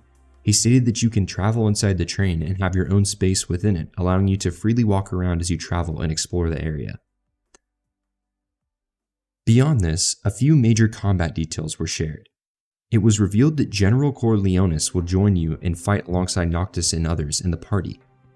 While Cor was previously planned to be the 5th party member in the midst of Versus 13's development, Tabata shared that he acts as a temporary guest, citing multiple that will appear throughout the game. Smaller characters like Cindy were also revealed for the first time, though Tabata shared that she would only appear as a mechanic who will assist with gameplay. Additionally, Square Enix shared that while magic is in Final Fantasy XV, it wasn't impressive enough yet to show off, so the team had opted not to share any footage just yet. Tabata noted that Noctis was originally the only one with the ability to use magic, but the team is expanding that to the rest of the characters as well. It was also revealed that one day in Final Fantasy XV was changed to 1 hour, doubled from the previous report of 30 minutes. Sleep mechanics have changed, forcing Noctis and the party to rest up in order to level up. You can now also eat food at campsites to gain different status effects, as Tabata wanted these characters to be, quote, like any other human. There was a major focus on the game being relatable. This was expressed through characters, locations throughout the world, and even the story. Finally, the team closed things out discussing the upcoming demo. First, Tabata assured fans that the full battle system will be on display in the demo. He shared that some of the systems available in the demo are being tweaked, largely due to the response from fans after watching the Tokyo Game Show trailer. The demo was planned to be running version 1.5 of Luminous Engine at launch, while the full game is planned to be 2.0. Tabata made sure to clarify that the game is running right now at version 1.4. Around 5 million polygons will appear in any given frame, which is 5 times as many in the PS3 era. Additionally, each character was said to have around 600 bones, providing much more realistic movement. And with that, the wildest year of the Final Fantasy XV development saga wrapped. 2014 was a year full of unexpected announcements, disappointments, and new beginnings. Tetsuya Nomura was no longer involved with the project, leaving behind his Fabula Nova Crystalis project for another, Hajime Tabata, to supervise to completion. The real core of Final Fantasy XV was formed, but how would it evolve as we headed closer to release? 2015 was the year that Final Fantasy XV became almost unrecognizable to some when comparing it to the Versus 13 trailers. As Hajime Tabata settled into the director's seat for the second year publicly, the game truly began to take form under his vision, not Tetsuya Nomura's. Like 2014, we kick off 2015 with a new interview. Kotaku interviewed Hajime Tabata on new changes to the game and when players can expect the demo. Right out of the gate, Tabata shared that he reads, watches, and listens to all of the comments from people playing his games, even reading fan mail when he gets it. He shared that he'll often use Google Translate on foreign comments, conferring with native speakers on the Square Enix team to ensure he understands their remarks and can make feedback. Kotaku asked if he chooses to read good comments first, but Tabata shared that he reads them all, good and bad. He wants everyone's true opinions. While he certainly has an image for the game in his head, Tabata wants to remain open-minded and pick the best points from feedback to not waste any time or resources. When talking about the evolution from Versus 13 to 15, Tabata shared that when he was put on the project in July 2012, the team was truly struggling to realize the game's vision on PS3 and Xbox 360. As a result, one of the first things he did was make a prototype for PlayStation 4 and Xbox One. This was even before dev kits were in hand, so developers had no idea what the final details of the consoles were. Tabata had to resort on assumption and worked on the Windows PC DirectX 11 engine to build the prototype. The result was the 2013 E3 trailer, which is what Tabata said he and his team were working on when he joined the 15 team in 2012. From there, he began to work together to bring the 15 and Luminous engine teams together to work simultaneously on the Final Fantasy XV project. This was a process of combining the Luminous and Ebony engines together and then shifting to optimize and polish the PlayStation 4 and Xbox One versions. Once again, Tabata shared with Kotaku that the development team understands that fans have waited for years to play this title, and this is a major reason he chose to prioritize a demo. They wanted to showcase the game in some form and put it in the hands of players as soon as possible. He then revealed that Episode Disgaea will be out as close to March 17th as possible. And then, a massive piece of information is dropped. Talking about the Disgaea region in Final Fantasy XV, Tabata says that he is unsure what percentage of the world it is because it's constantly moving and changing. However, he shares that he's confident the region was originally meant to be 1/20th or 5% of the game's world. Looking back on Versus 13 and Nomura's vision, it's been reported and stated countless times that the game's ambition grew so big to the point where the project was considered supposedly a trilogy. With the sky only 5% of the map size, it's almost impossible to imagine what the true original scale of Versus 13 and Final Fantasy XV were. Can you imagine a Final Fantasy XV with a map the size of 20 Disgaea regions? Tabata ended off this interview discussing that while the original plan was for Final Fantasy XV to have a 40-hour main story, the team is now struggling to contain the narrative within that time frame, so they're attempting to work around it. Throughout the rest of January and February 2015, more details were revealed regarding the Episode Disgaea demo in 15's world. Development was clearly moving in the right direction while ironing out challenges with the scope of the game. But overall, one thing was clear. The game that was Versus 13 was slowly starting to chip away, leaving behind a completely different title. As the year progressed, this only got more and more clear. Arriving to March 17, 2015, the first public playable demo of Final Fantasy XV was released in the form of Episode Disgaea alongside Final Fantasy Type 0 HD. The demo featured an explorable dungeon, combat encounters with massive beasts, and even a tease to special powers of Noctis. Fans began to share feedback online as they experienced the demo, and this was closely monitored by Tabata and the 15 team. Later that month, XIII was revealed to be working on Final Fantasy XV alongside Tabata and his already massive team. Previously, XIII had worked closely on numerous HD remasters, including Okami HD and Monster Hunter Freedom Unite with Capcom, as well as Final Fantasy Type 0 HD with Square. Tabata revealed that XIII had begun working with the 15 team prior to the switch to Luminous engine, which would have been pre-E3 2013. This was back when the game ran on the prototype Ebony engine. According to 15 art director Tomohiro Hasegawa, the team requested more support for the game, and Square Enix granted them access to the XIII engineers. It's interesting to think about this notion, as it doesn't seem like Square Enix was willing to give more resources to the game when it was Final Fantasy Versus 13 under Nomura. He also shared that the team had a trial and error process of developing the game when it came to Versus 13, citing the high objective development style we've seen in conventional Final Fantasy titles and the Kingdom Hearts series as the reason. Hasegawa notes that Square ultimately realized that using this outdated system would lead to more issues down the line, so the team brought on members of Visual Works in addition to XIII staff to reignite a new development strategy. The staff was crucial in crafting the trailer shown at E3 2013. More development staff were interviewed in the following weeks, including Kazuyuki Ikumori, the director at Square Enix's internal CGI studio, Visual Works, who was working with Tabata on Final Fantasy XV directly. He shared that the team wants to focus on as many real-time cutscenes as possible, but it will offer a, quote, good balance for players with stunning CGI movies. He noted that keeping a balance was key, and CGI would only be used in cases where the team felt players would get more out of a cutscene than real time. Another major event occurred in late April, where Hajime Tabata held a live stream to discuss the demo and fan feedback, with a significant reveal in store. First, he shared that many players brought feedback surrounding camera control, slow gameplay, poor performance, MP, and voice direction for the English cast. Tabata noted that the team was working to address these major areas of concern while still taking less popular complaints into consideration. Square Enix opted to compile fan feedback through various surveys in different regions, questioning players on their thoughts about aspects like music or story on a scale of 1 to 10. Alongside this, direct questions regarding different aspects of the game were asked. Overall, the global average score from everyone who played the demo and participated in the survey was 8.3 out of 10. Specifically, in North America, the game scored an 8.6, in Japan an 8.0, and in Europe an 8.3. Tabata answered dozens of questions from fans all around the world, even stemming to questions from the West specifically regarding Cindy being, quote, too sexy. This led to Tabata talking about this for minutes, even asking developers in the room who worked on Cindy their thoughts on the matter. This is just one of many examples where Tabata found himself willing to do anything and everything to satisfy as many fans as possible with this game.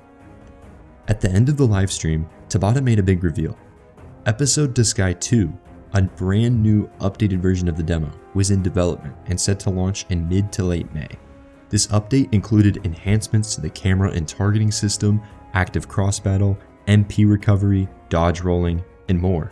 Both frame rate stabilization and individual quests were being considered to implement in this demo as well.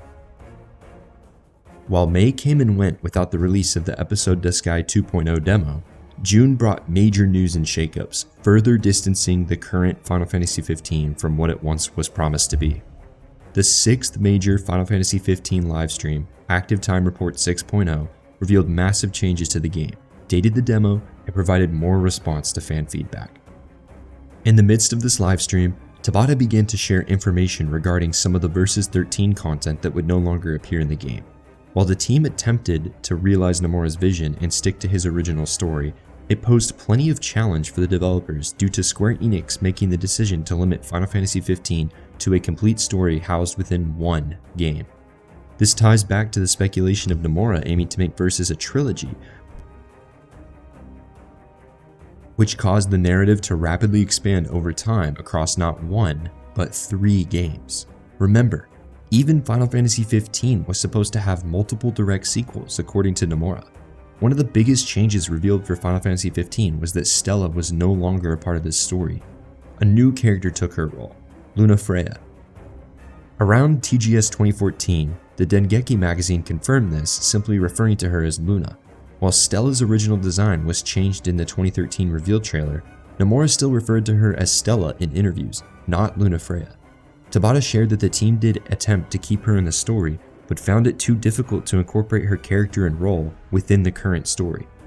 As a result, the team decided to create Luna, who serves a completely different role in the story and is 100% separated from Stella. Another shift was with Insomnia, the Crown City. This was the area showcased in the opening for Final Fantasy Versus 13 in the first trailers. Tabata shared that while originally, the party and fights that occurred after the castle were set to be included, the team decided to delete them from the game, citing they had, quote, to be regressed because of a critical factor. This factor is likely the lack of Stella, as her character was integral to these scenes. However, now, she was completely ripped from the story. It was shared that the sequence in Insomnia will now feature Noctis and the party leaving, with the Niflheim army shortly attacking afterward.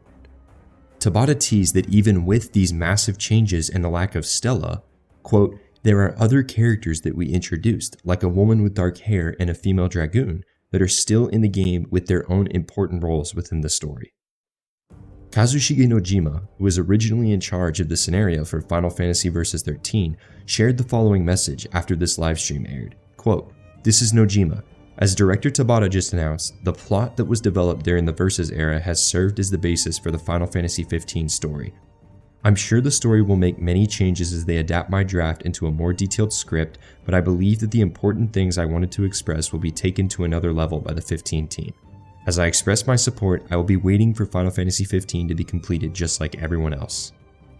Certainly, the game had already begun to distance itself over the last year, but this was the final nail in the coffin. Final Fantasy XV was something new, a different game entirely from Versus 13.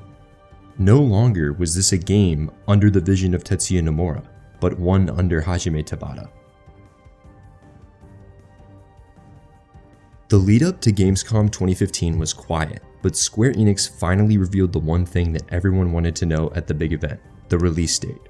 Tabata and Square confirmed that Final Fantasy XV would launch in 2016, stating that fans will, quote, get their hands on the game before 2017. After a decade, Versus would finally release, though not in the form many expected or even wished for. This was even further pushed with the Final Fantasy XV Dawn trailer at Gamescom, which revealed a brand new look for Regis, Noctis' dad, and one that was a stark contrast to his appearance in the Versus 13 trailers. Funny enough, this trailer alone reveals content that did not end up in the full game. There are multiple scenes with Regis and Luna talking together, and we never see those appear in 15 for one reason or another. We'd wager that this perhaps ties in with the original story with Stella's near-death experience, perhaps. A major interview with Tabata at Gamescom 2015 was posted by Finolin, diving into the changes and departure from Versus 13. Tabata shared that he understands why fans have been worried about the game, and reminds them that his team is putting large portions of their lives into crafting the title, so rest assured that they intend to make it as amazing as possible. Speaking directly on the fan expectations in the release cycle, he shared the following statement. There are two very important things here. I just mentioned the first one. We have this clear vision of what we think Final Fantasy XV should be. We want to make it the best possible game it can be, and to not compromise on what we think will please fans the most. That is our clear mission. But secondly, we also think it's important to be polite to our user base and to show our integrity in dealing with the changes from Versus 13 so you understand why we did those. But these are two different things. Letting you know why we changed things is one thing, but keeping to our plan for the game is another, and we don't let those two get confused. Overall, when we changed over from Versus 13 to 15, we look at all the elements that were intended to be in Versus 13 and the plan for that game, and how these would fit into the new plan as Final Fantasy 15. We really tried to preserve as much of it as possible. Everything we could move over and keep in the story we did, and there's a lot of it. Obviously, some stuff just couldn't fit into the new plan. In these cases, we had to alter them in some way, remove them, or replace them. That is something we are not ashamed of doing because we think they really needed to be changed. Now we have to try and get people to understand that in the best possible way. I hope you will understand. Also, the situation with Final Fantasy XV is very unique, and I have learned one thing from this experience. When you release information about a game very early, as it was the case with Versus 13, which is a game that never really took shape, how the information is viewed by the world is very different to what we as developers think. At the moment it goes out into the world, it stops being our thing and becomes something for the fans. It's just natural that they are going to get attached to these characters. He shared that while he understands fans are upset with certain changes, once again the team is doing all it can to include as much of the original story as possible. Some fan requests might even make it to the game as DLC down the road. Additionally, speaking on the link to Fabula Nova Crystalis, Tabata said that when the transition between Versus 13 and FF15 occurred, the dev team, quote, felt it was much better to keep FNC references and lore in there and incorporate them in a very natural way, rather than try and remove all of them at any expense. The team did opt, however, to remove all FF13 terminology, as Tabata wanted players to understand that this world was separate from Final Fantasy XIII. Final Fantasy XV was no longer connected to Fabula Nova Crystalis, but players will find similar elements as they explore. At the end of August, PAX West also revealed loads of new information, with a key piece of new information being that Versus 13 was said to only be 20% complete when it became Final Fantasy XV. Tabata shared that, quote, in terms of character designs or visuals, nothing really had been fixed at that point. We were still working on it, updating and revising those designs. This further reinforces the multiple reboots that the game received when transitioning to PS3 and Final Fantasy XV. Speaking on development for 15 alone, Tabata shared that the 15 team had recently received assistance from the Just Cause developers for certain technical issues.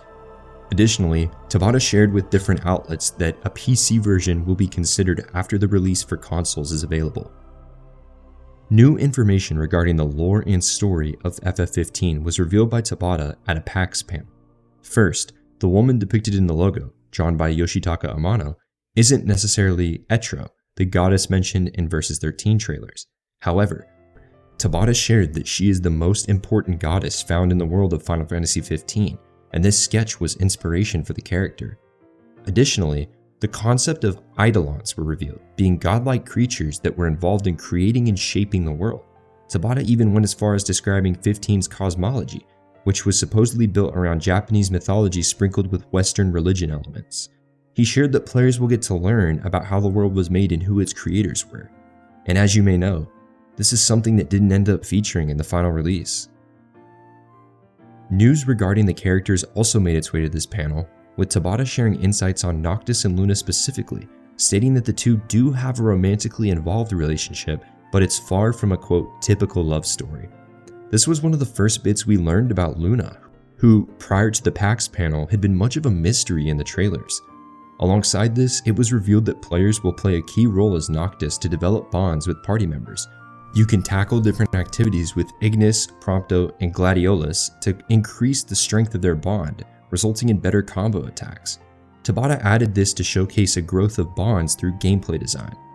Even information on the world was shared, with teases of using boats to travel between massive continents, which was a major shift from the previous comments of one large interconnected map. And speaking of gameplay, the FF15 team shared that Noctis was now capable of using firearms and shields alongside his sword. The number of weapons was said to be significant, with numerous options available at your disposal. Tabata ended off the panel discussing the car Noctis and the party travel in, revealing it to be named the Regalia. He shared that this car is meant to act as a physical manifestation of Regis, as Noctis carries his father's love, burdens, and bond throughout every step of his journey. With PAX West over, fall came and information was steady, but mostly scarce. Some minor new details were revealed here and there, mainly through the Final Fantasy XV fan forum. Hajime Tabata and other developers on the project commented on fans' posts from around the world in an effort to understand and respond to their feedback about the game. We learned of a March event to announce the game's release date, that Moogles wouldn't be chatty in FF15, the airship would likely be DLC, and even a potential Gilgamesh DLC from the forum. As of November 9th, 2015, Final Fantasy XV officially completed its pre-beta. The game at this point was playable from start to finish, with the first half playing at the quality of the final product. Tabata and his team were closer than ever to releasing FF15 after so many years. Certain combat details were shared around this time by lead game designer and AI programmer Prasert Sun, when he stated that his team has, quote, created a system for FF15 where the player can decide the battle style that they and their comrades use, although this takes a different form to the gambits in FF12. Additionally, a post on the fan forum from Yuji Kenichiro, lead game designer and combat planner, commented on battles with massive monsters, sharing, quote, there is a gameplay mechanic where you can debilitate enemies by destroying parts of their anatomy, and it plays an important role in battle. As 2015 winded down, Tabata sat down with Edge magazine to discuss his upbringing and some of the pressure he faces from fans looking forward to Final Fantasy XV. One of his most interesting quotes here was, quote, on a project of this scale, you can't just make the game you want, you have to have a bigger picture. It ultimately showcases in plain sight how Tabata was forced to work between the lines when adding things, reusing aspects of verses such as characters, scenario, and music. This wasn't his game completely, it was a mash of Final Fantasy Versus 13 and 15 concepts. Additionally, when asked about Final Fantasy fans, he stated, quote, loyal Final Fantasy fans are vocal and have specific requests. If we don't deliver on those requests or give them information they want, then they can get very frustrated. There is pressure there, for sure. We found it difficult to know how to communicate with that group effectively, but it's a challenge that, right now at least, we're enjoying. 2015 ended with a prominent lecture in Paris from former Square Enix technology director Julien Merceron, who shared his journey and experience with the transition from Final Fantasy Versus 13 to 15. Merceron was on staff for Final Fantasy 13-2 when Versus was undergoing conceptual design by Nomura, Nojima, and their team. He noted that as the game began to look toward open-world gameplay, the game dev technology in place at Square Enix became useless. The team needed ways to complete environments like never before, causing all kinds of complications. Merceron ends this conversation stating that while he doesn't think the team will be satisfied and fully happy with 15, this will lead to a, quote, awesome Final Fantasy 16 in the future. And thus, the credits rolled on 2015. 2016 was the year. The year where Final Fantasy XV would come out at last after a decade of waiting. Starting off 2016 with hope, Tabata announced that FF15 was edging closer and closer to its completion as its specifications have been decided. Once the beta phase began, they would move on to debugging. However, that wasn't the only update. Tabata once again teased the release date, stating, "We'll show you the real Final Fantasy XV in March." There was an incoming event that would reveal it all, Final Fantasy XV Uncovered. The end was near, and the team was locking in their course towards the final push. Much of the lead up to Final Fantasy XV's looming release involved a lot of marketing, which involved really driving home what Final Fantasy XV was. A lot of interviews and news cycles during this time reiterate a lot of already known details. At least from this point on, we'd be seeing all the promises and news from prior years of Final Fantasy XV's development really begin to take shape. FF15 was solidifying before our very eyes. The release date event was on the horizon, but the FF15 team had a few things to share before the impending unveiling. Interesting details about the world and soon-to-be finalized mechanics would crop up during this hype window. Some comments throughout the year also had the muffled echo of Versus 13. The broad strokes of Final Fantasy XV were already well known at this point, but the devil is in the details. 2016 was the year where broad strokes about the gameplay and story were slowly defined before. The game was evolving constantly due to the feedback in the team's vision. The final stretch of Final Fantasy XV news ensured to make an image of 15 become crystal clear, right? One of the small first details about Tabata's vision for the plot this year was sharing that he wanted gameplay and story to interconnect in such a way to make a cohesive whole, likening his vision to The Last of Us. Aside from that, a lot of reaffirmation of mechanics around the magic system and warp strikes happened within interviews. Destructive and dynamic magic was still in place along with warp strikes, leading to an awesome traversal and battle mechanic system. Tinges of Versus were still here as Tabata had kept promising for much of 15's dev cycle. Many online articles around this time also touched upon Versus' troubled development, quoting developers on how team structures and issues with the Crystal Tools engine doomed its development. 15 truly rectified this, with Tabata shaking things up by merging the splintered teams and getting development support from outside studios like Hexadrive to aid with 15 while their programmers worked on the game and Luminous Studio. Much of this content circulating lined up with FF15's marketing and spoken retrospective, or 2020. Despite Tabata constantly sharing development progress and addressing fan feedback, there was still a lot of nuance missing from these updates. We never truly got to see everything in one place. Much of the information shared, even in-progress development updates, only showed slivers of the game at a time.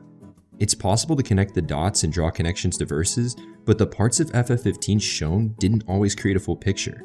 A lot of this seemed almost conceptual in a way. The execution of these ideas is what mattered, but how could we get a grasp of that with test environment showcases, vague theming, and constant announcement about cooperation with support studios? There was a level of murkiness to the glow of this crystal that was previously obscured by hype. March 30th, 2016. Final Fantasy XV Uncovered. The time had finally come. Tabata had teased that Final Fantasy XV in its final form would be showcased. On top of 15 itself, a multimedia universe was revealed. Final Fantasy XV Universe would encompass several mobile games, an anime that explored the main cast, and a movie titled Kingsglaive, which would explain the fall of Insomnia. At the end of the show, the release date was finally revealed, September 30th, 2016. After nearly 10 years of waiting, would we finally get to experience the epic world of Versus? It was clear at this point that many elements that were intended to be part of the game featured within this multimedia universe. Kingsglaive, interestingly, resembled the early Versus trailers, and the Brotherhood anime contained scenes that would act as the backstory for the main cast. Would this have been content that wasn't originally intended to be extra material? The releasing Platinum demo would give fans the closest taste of the final game that they could get until the full release. Curiously, it's still fairly different from the final release and even contains a bit of Versus DNA. Most of the information revealed about FF15 between Uncovered and release wouldn't involve too many new things. All sorts of trailers showcasing the game would be released, and Tabata would still participate in many interviews.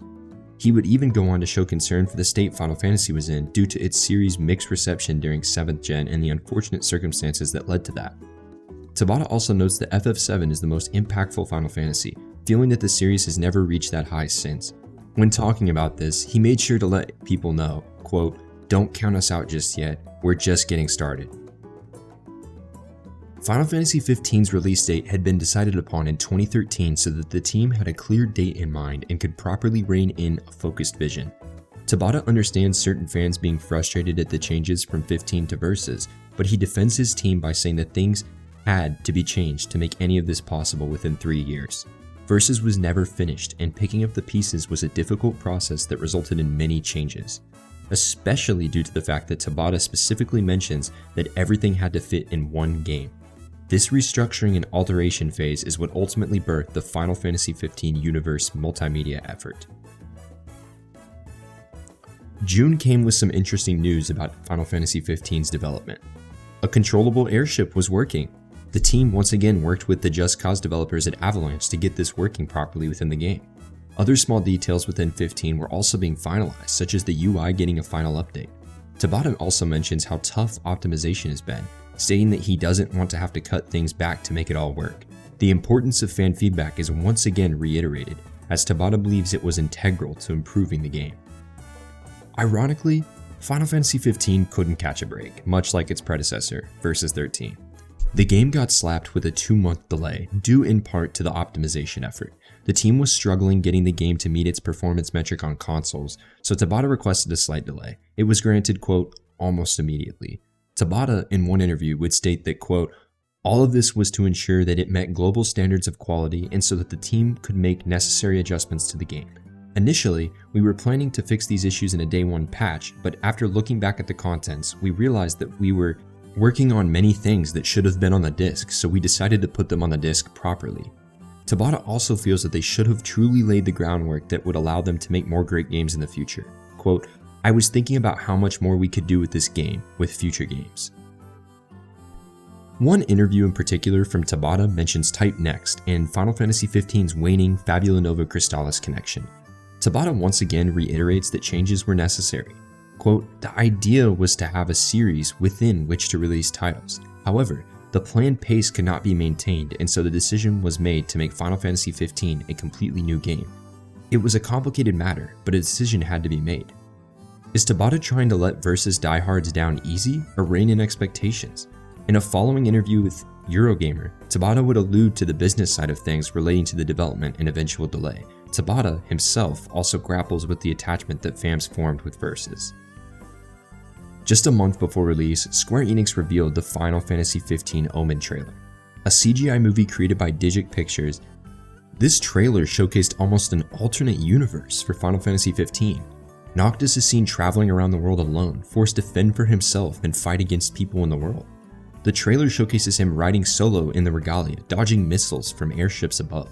He continues to see a white dog throughout the trailer, who appears to be helping him, but in the end, the dog turns into a beast, tricking him. As the trailer continues, we see Noctis and Luna fighting, with Noctis seemingly killing her in the end.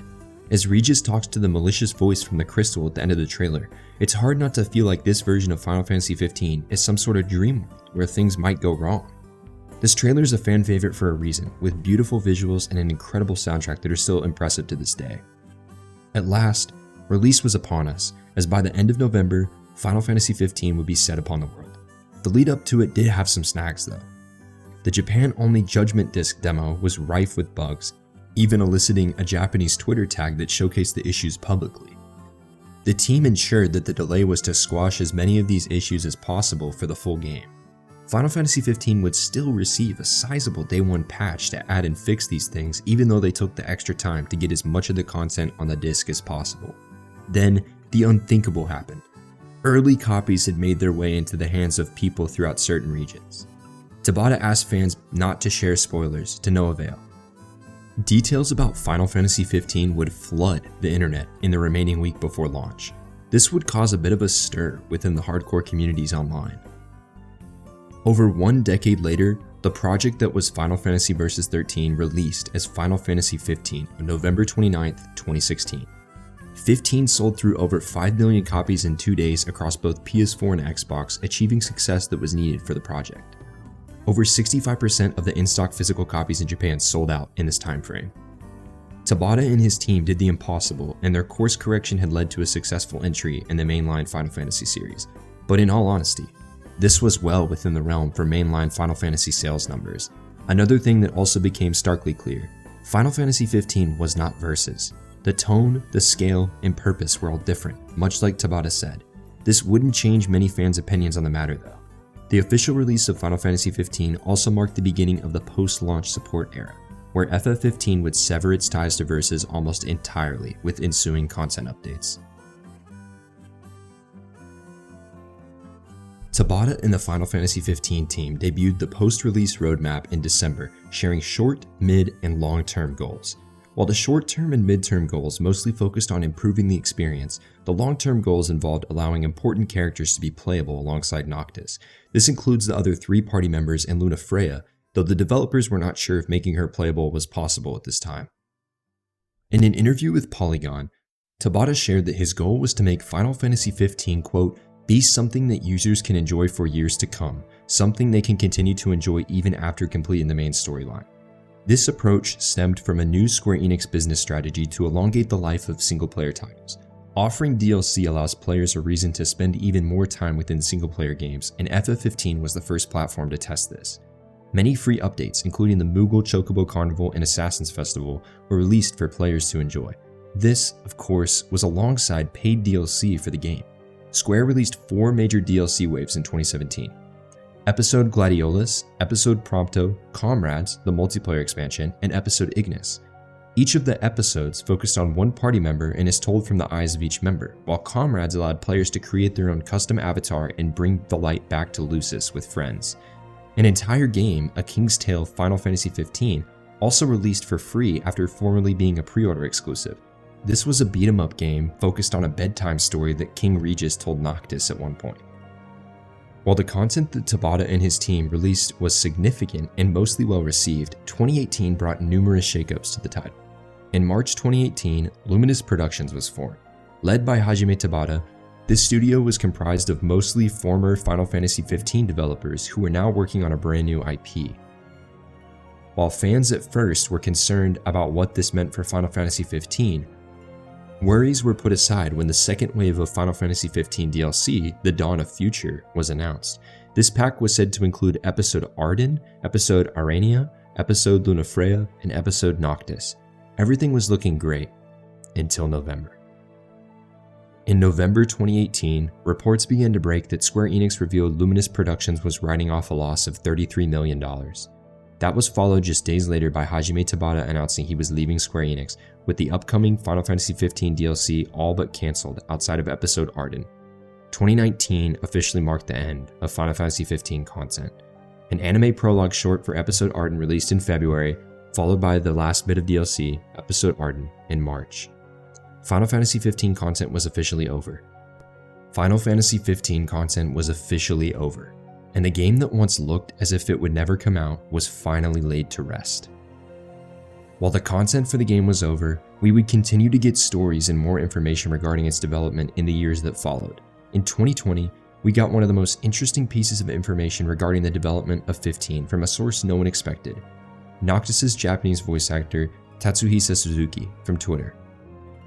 In June 2020, the actor tweeted that he had hoped, quote, to talk all about Versus in 15 someday after receiving a gift from the Final Fantasy XV development team. As the voice actor of Noctis, he notes that, quote, when I write about Versus in 15, there's a lot I want to talk about, which is to be expected considering he likely participated in the project for almost a decade. Over the years, so many rumors and leaks regarding the title came out, but Suzuki shared on Twitter that most of the rumors were, quote, wrong information. It's unclear if he was specifically calling out one leak, but it seems like he broadly grouped most leaks together. After tweeting these few tweets about 15, Suzuki simply tweeted out he needed to sleep, and that was quite honestly the last we heard from him regarding 15 until November. November 2020 brought one of the most shocking confirmations from Suzuki, who clearly couldn't hold his secrets in any longer. He wasn't the only person who worked on the game to do this either. Suzuki revealed that the original scenario for Final Fantasy XV was 3 times as long as the final one released to the public. He states that he still has his packet of the first half of the scenario, even going as far as claiming that Kingsglaive was supposed to be the first half of the entire game. While this is eye-opening at first, it begins to click when you think back to the comments and rumors regarding Versus 13 becoming a trilogy. Link that to the statement from Nomura that 15 will have multiple sequels, and essentially we've got the closest thing we'll ever have to confirmation that Final Fantasy Versus 13/15 was supposed to be a trilogy. It's simply incredible to think about how the story of Final Fantasy 15 would have played out if the narrative was told across 3 full-length titles. 15's story took around 30 hours to beat, which is right in line with most Final Fantasy games. With this information, the original scenario for 15 was likely around a 90 to 100 hour story, and Tabata and his team would have had no way to realize that vision properly with the constraints of only one game. So far, we've stuck to the on-the-book side of history, but what lies behind that bright exterior? There has to be more. Information from the source of Square Enix isn't necessarily the gospel of truth, as we've seen. Much of what was officially said during the development of Versus 13 and Final Fantasy 15 carries certain implications that can be interpreted in a vast number of ways. Throughout the history of this game, there have been an innumerable amount of leaks and off-the-books comments. Much of it is fake, even humorous at times, but some developer comments and aspects of what is known about 15 line up with some leaks more closely than you'd initially think. Versus isn't just the shadow of Final Fantasy 13, it's also Final Fantasy 15's skeleton. In fact, many of these bones still remain within the game. These precious fossils aren't your ordinary sort, they're actually crystalline. These remnants are shards from Fabula Nova Crystalis. Easing into this topic, there is actually a reused set of cards from Final Fantasy 13 too. These Fabula Nova Crystalis adorned cards may seem like an innocent Easter egg, but there's more than just this. Crystal stasis is one of the most important aspects of Fabula Nova Crystalis' lore, and don't you know it, Noctis actually sleeps within the crystal. Huh. The last thing that unites Fabula Nova Crystalis and Final Fantasy 15 in holy matrimony is the Ring of the Lassi, Lucii. What could these changes be implying? Firstly, 15 obviously had cut content. Every big project has cuts for a various amount of reasons. The many updates and DLCs 15 received masks much of this, but the real secrets lie within the very data within the disc itself and future updates. One of the lines found in the data, "My name is Stella, I'm from Tenebrae." We already knew Stella was repurposed into Luna, but even so, this remnant still remains within Final Fantasy 15's files. Humorously, there are even remnants of Versus's KH-style command menu within the files. Even Magicite, used for summons, remains. That's not all either, as there are things even like a loading screen profile for Arden that contains a possible tag, marking it as not intended for the final product. This indicates a mindset that things will be changed, cut, or pared back. Even remnants of old gameplay systems appear, with certain data implying that you could assign different tasks to your party members to different roles in combat or exploration at one time. Though, since content like that was never shown, there's no way of knowing how stuff like that could have been executed, be it in Versus or 15. Even things that were teased or talked about in regards to 15, like an exhaustion system and certain card functions, were cut, yet still remain in this code. Mechanics that would deepen the ones in the final game are also thrown around in the code, such as quest lines that would involve putting things in Umbra's book for Luna, or finding magazines that would unlock new destinations. There are also even leftovers for a playable Luna that was more than likely left unfinished due to the cancellation of extra DLC. The game's data also includes many unused voice lines, such as Stella introducing herself to Noctis. Noctis' mother is also mentioned in some of them. Quite a bit of stuff is clearly not implemented due to not being part of the team's focus, since their first priority was getting the game out. Some content, of course, was cut due to not being necessary, as some of it is highly reflective of finished content. It's only natural, and even DLC has unused lines and other data. Despite not being true content, these voice lines have their own story to tell. Core was also going to be introduced differently, as the player would go on a quest investigating rumors of Core's execution. It turns out to be a trap by the Empire to lure Noctis to them. There are also lines that mention the recapturing of Insomnia being close. Could something planned in the game have involved kicking Niflheim out of Insomnia? It seems quite a bit was cut near the end.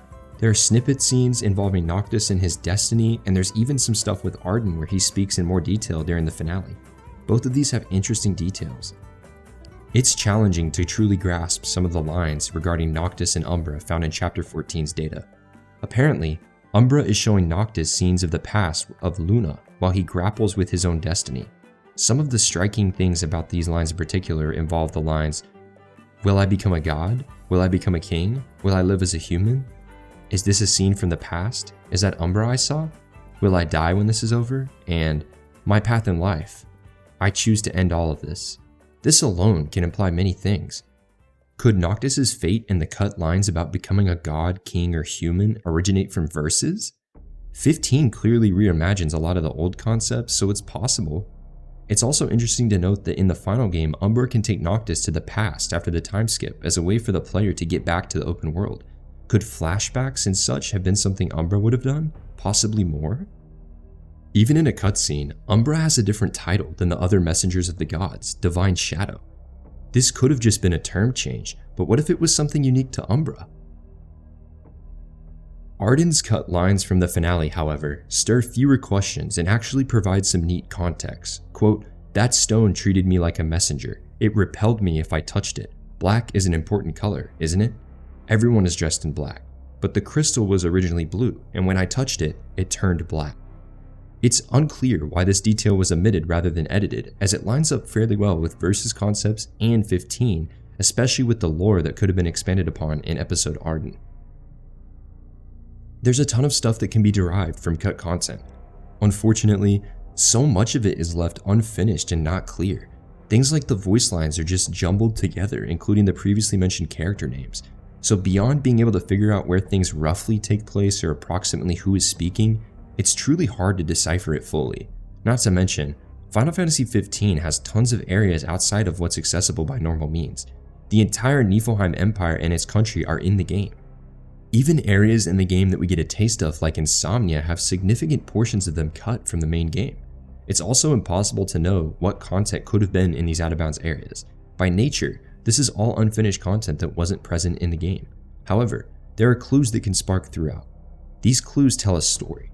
It's painfully obvious that there were plans for a lot more here since the beginning, more than a single game could feasibly offer. It's clear that Final Fantasy XV didn't achieve the breadth of content it originally intended to have, ignoring Versus even. All of this truly illustrates how Nomura's concepts for Versus were slowly phased out as development progressed. The amount of names that can be found in the files have to be mentioned. Some of these even line up names mentioned in leaks, some particularly stand out. One such name is Lupus. One of the earliest examples of this name picking up traction is with a leak that came out after the launch of 15 describing what Versus actually was. Leaks should always be taken with a grain of salt, but what happens when there's evidence supporting them? It could very well be another facet of truth. This particular leak explains that Final Fantasy XV did in fact use Versus 13 as a base and had to reimagine and cut some things, like its Fabula Nova Crystalis ties, in order to be released. Of course, this is something that has been stated and proven time and time again. This leak also insists that characters like Arden and Luna are fairly respectful to their Versus iterations, just that the omissions and development issues of Final Fantasy XV resulted in them not being properly represented. However, these aren't even the most interesting things to consider. The name Lupus can indeed be found in the game's code, along with mentions of a mysterious forest. Lupus is the original incarnation of Ravus. He was supposedly supposed to be the chosen one with powers similar to Noctis. Lupus would also have a ring that would have absorbed his nation's crystal's power before it was spent, making the Lucis crystal the last in the world. The crystal lore in this leak is eerily close to what was implied in some of Versus's material. According to the leak, it's assumed that there would have been others chosen by crystals. What their roles in the story would have been is unknown, but with all of the cut landmasses within the game and nations we never got to see, this seems likely. This leaker even mentions that Arden was the first chosen one and sought to destroy all the crystals. Even this detail isn't too far off from the final game and could be utilized differently with different contexts. Say, context of a Crystalis nature? Time travel is also mentioned in the leak, and it's still centered around Umbra. However, unlike just being a one-off thing to teleport you between the endgame and open world like in the main game, The leaker purports that it would have been used in the story because Noctis didn't accept every tragedy that happened. The mechanics of this aren't detailed, but it sounds reminiscent of an old Versus interview where Nomura mentioned a new type of event mechanic. Could time travel have been a way to replay events and get different experiences while also being used for important story beats? Much like almost everything surrounding Versus, we'll likely never know. Some of the most interesting stuff in the leak comes from the Dream World.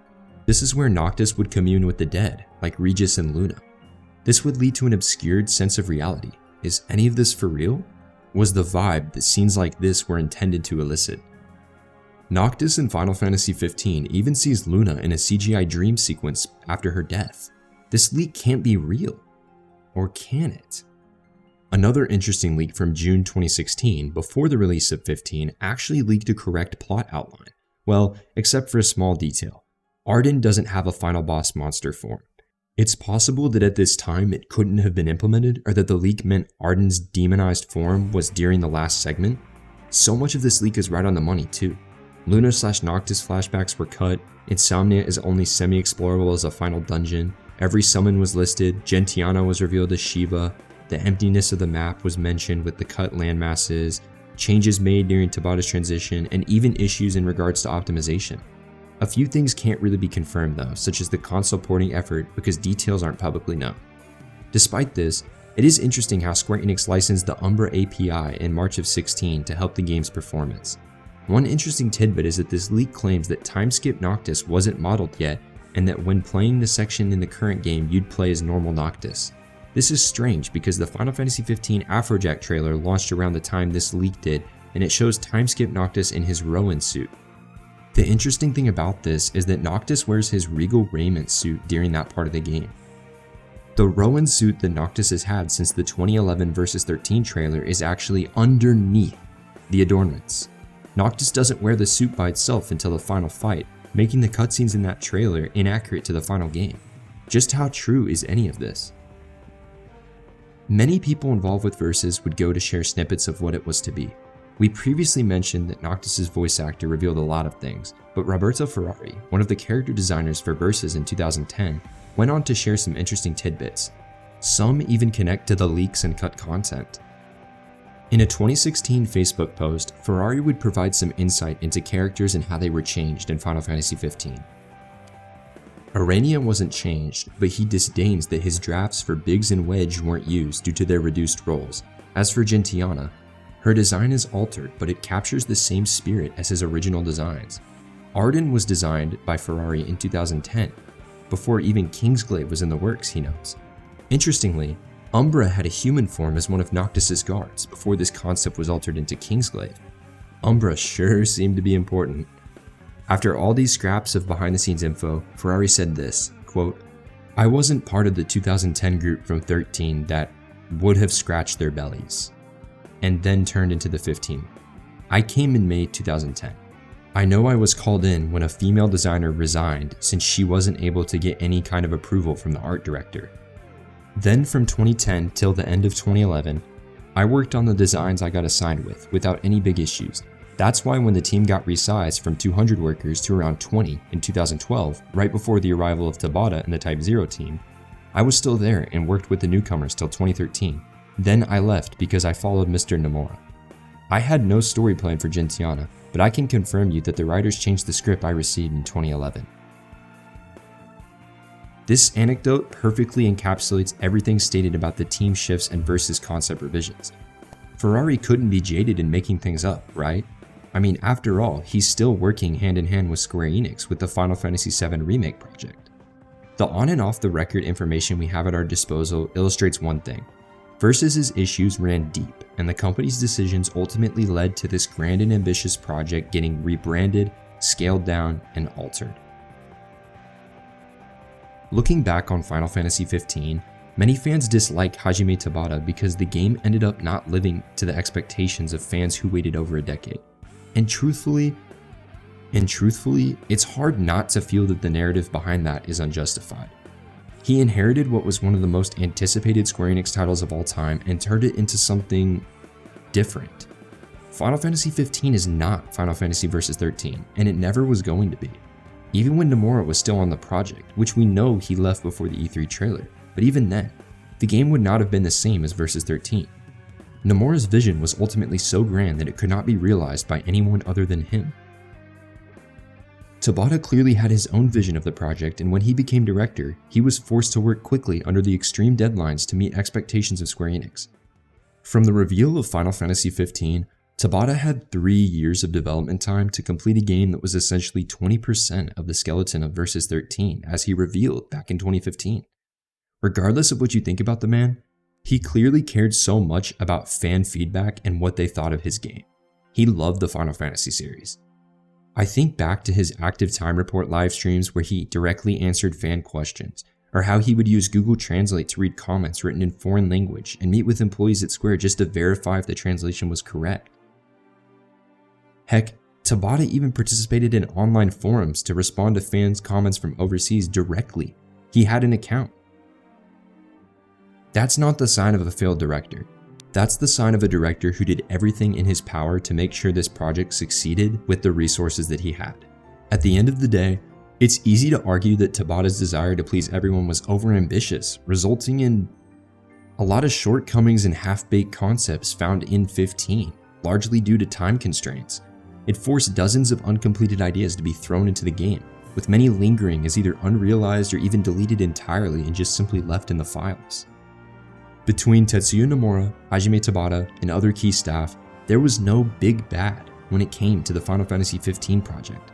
Ultimately, Square Enix elected to side with the decision for business over one for visionary art. This happened at multiple steps of the project, first with taking Nomura off and transitioning to 15, and then once again by making Tabata essentially use the skeleton of a game that wasn't his to create a mainline title. The game isn't entirely one idea or another. It's a mash of Final Fantasy Versus 13 and original Final Fantasy 15 ideas thrown together, which resulted in a game that possessed vision, yet was unsure how to utilize all elements to tell its story. The shift from Final Fantasy Versus 13 to Final Fantasy 15 was not one born of malice, hate, or despair. At the end of the day, it was simply a business decision, and one that would have never captured Nomura's vision, regardless of who was directing the project. Although the original vision was never realized, its legacy has continued to inspire creators to this day, and who knows, perhaps there's a revival waiting on the horizon.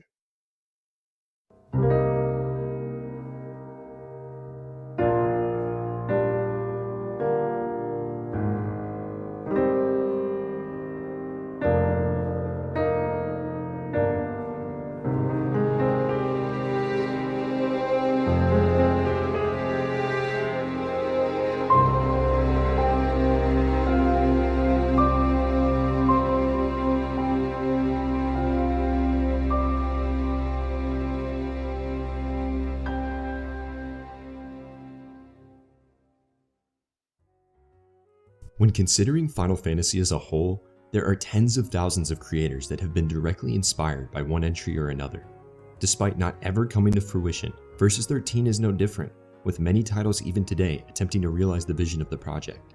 It's honestly remarkable to consider how much influence a game that never released can have even 18 years later. A fantastic example of a title inspired by Versus 13 is Lost Soul Aside. This upcoming RPG was originally a simple passion project by one man, Yang Bing. He began work on the project in 2014 after being inspired by the action depicted in the Versus 13 trailers. Over the years, it has evolved to become massive in scope, with over 40 people working on the game currently. While we still await a release date, Lost Soul Aside will likely be one of the biggest projects ever inspired by Versus 13 once it is released. There's also the recently released Reinatis, which feels like the ultimate love letter to Versus 13. Director Takumi Isobe has made it no secret that he was inspired by the cancelled title, with Reinatis taking place in Shibuya and incorporating elements found in the Versus 13 trailers. In fact, when he first got to meet Tetsuya Nomura, he asked him if he could play Final Fantasy Versus 13. That's not all though. 2 key staff members who were on the Versus 13 project, scenario writer Kazushige Nojima and composer Yoko Shimomura, fill the same roles for Reinatis. While it certainly isn't Versus 13, it's fascinating to watch a title release that incorporates many fragments, memories, and pieces of the fated title over 18 years later. And of course, Rebirth awaits on the horizon. Versus 13 also lives on through a very clear connection, Kingdom Hearts. And no, this isn't a fantasy, this is reality. While the only connection on the surface may be Tetsuya Nomura, there are all kinds of tangible connections to be made between the two properties, and it seems like the next title could at last bring the original vision of Final Fantasy Versus 13 to light. To make this as understandable and digestible as possible, we'll break down this eye-opening connection chronologically to paint the whole picture. To start, we begin back at the title of Act 1, The Eyes Will Close. This is a reference to the Kingdom Hearts Final Mix secret ending, which supposedly references 5 games: Chain of Memories, Birth by Sleep, Kingdom Hearts 2, Versus 13, and 358x2. None of these titles were even out at this point, but Nomura included all sorts of phrases and words together in this secret ending. Take a look.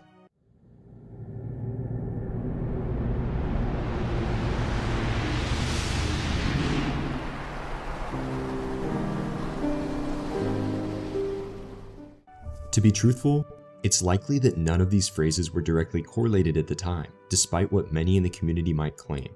While it's fun to theorize and wander among the possibilities, most likely, Nomura was simply throwing thoughts he had in this ending as he planned out the game's sequel. It's said that the developer keeps many cards close to his chest, with some of the lead Final Fantasy VII Rebirth developers sharing earlier this year that only Nomura knows the title of the third and final game in the remake trilogy. Allegedly, Nomura even held off on sharing the full vision for Versus 13 with his co-director, Tabata, when the project shifted to Final Fantasy 15. It's possible that Nomura was the only person at Square Enix who knew what each of these phrases was referring to, but we'd wager this was the developer experimenting with his thoughts as he was planning Chain of Memories and Kingdom Hearts 2. Regardless, it's still a very fun nod to look back on. Any true and real connection to Versus 13 began with the release of Kingdom Hearts 3, where undeniable evidence was presented within the game. Kingdom Hearts 3 forever changed the franchise in more ways than one. It brought a conclusion to the first arc of the series, the Dark Seeker saga, after almost 2 decades, wrapping up dozens of plot points that had remained unanswered since the origin of the series.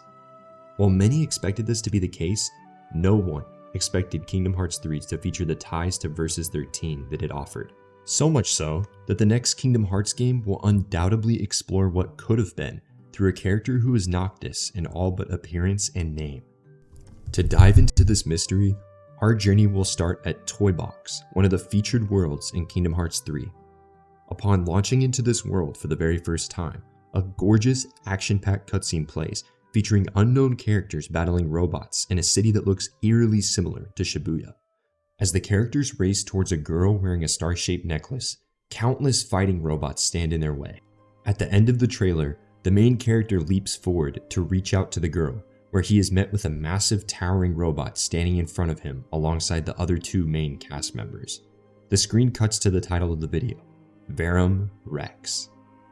We then see the box art, revealing that Verum Rex is a video game playable on the Play Plus console developed by Square Enix.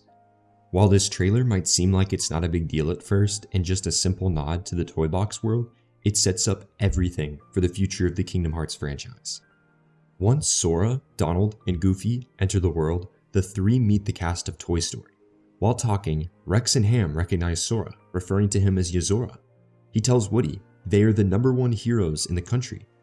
While this interaction might seem like a brief mistake on Rex's part, there's even more dialogue that was cut from an early build of the game in 2018. There, Rex says an additional line, referring to Donald and Goofy as Magia and Aegis. These are the other 2 characters seen fighting alongside Yozora in the Verum Rex commercial. It's a very interesting piece of dialogue that not many people have noticed over the years since it's not in the full release. Later on in Toy Box, Sora eventually stumbles inside a massive video game store with the Toy Story cast. As you might expect, the store is covered with copies of Verum Rex and advertisements for the game. While looking around, young Xehanort crashes the party, booting Sora into the game world, Quadratum. This is not the real Quadratum, but the Kingdom Hearts world's interpretation of it. We see Sora in this world and he looks the same as he does in the Toy Box world, not like Sora in Kingdom Hearts 4. In this video game demo titled Verum Rex Beat of Lead, you're forced to face off against massive robots called Gigas. This segment is extremely important as a point of reference later on, so keep that in mind. Beyond Yozora, another character tied to him makes their appearance later in the game.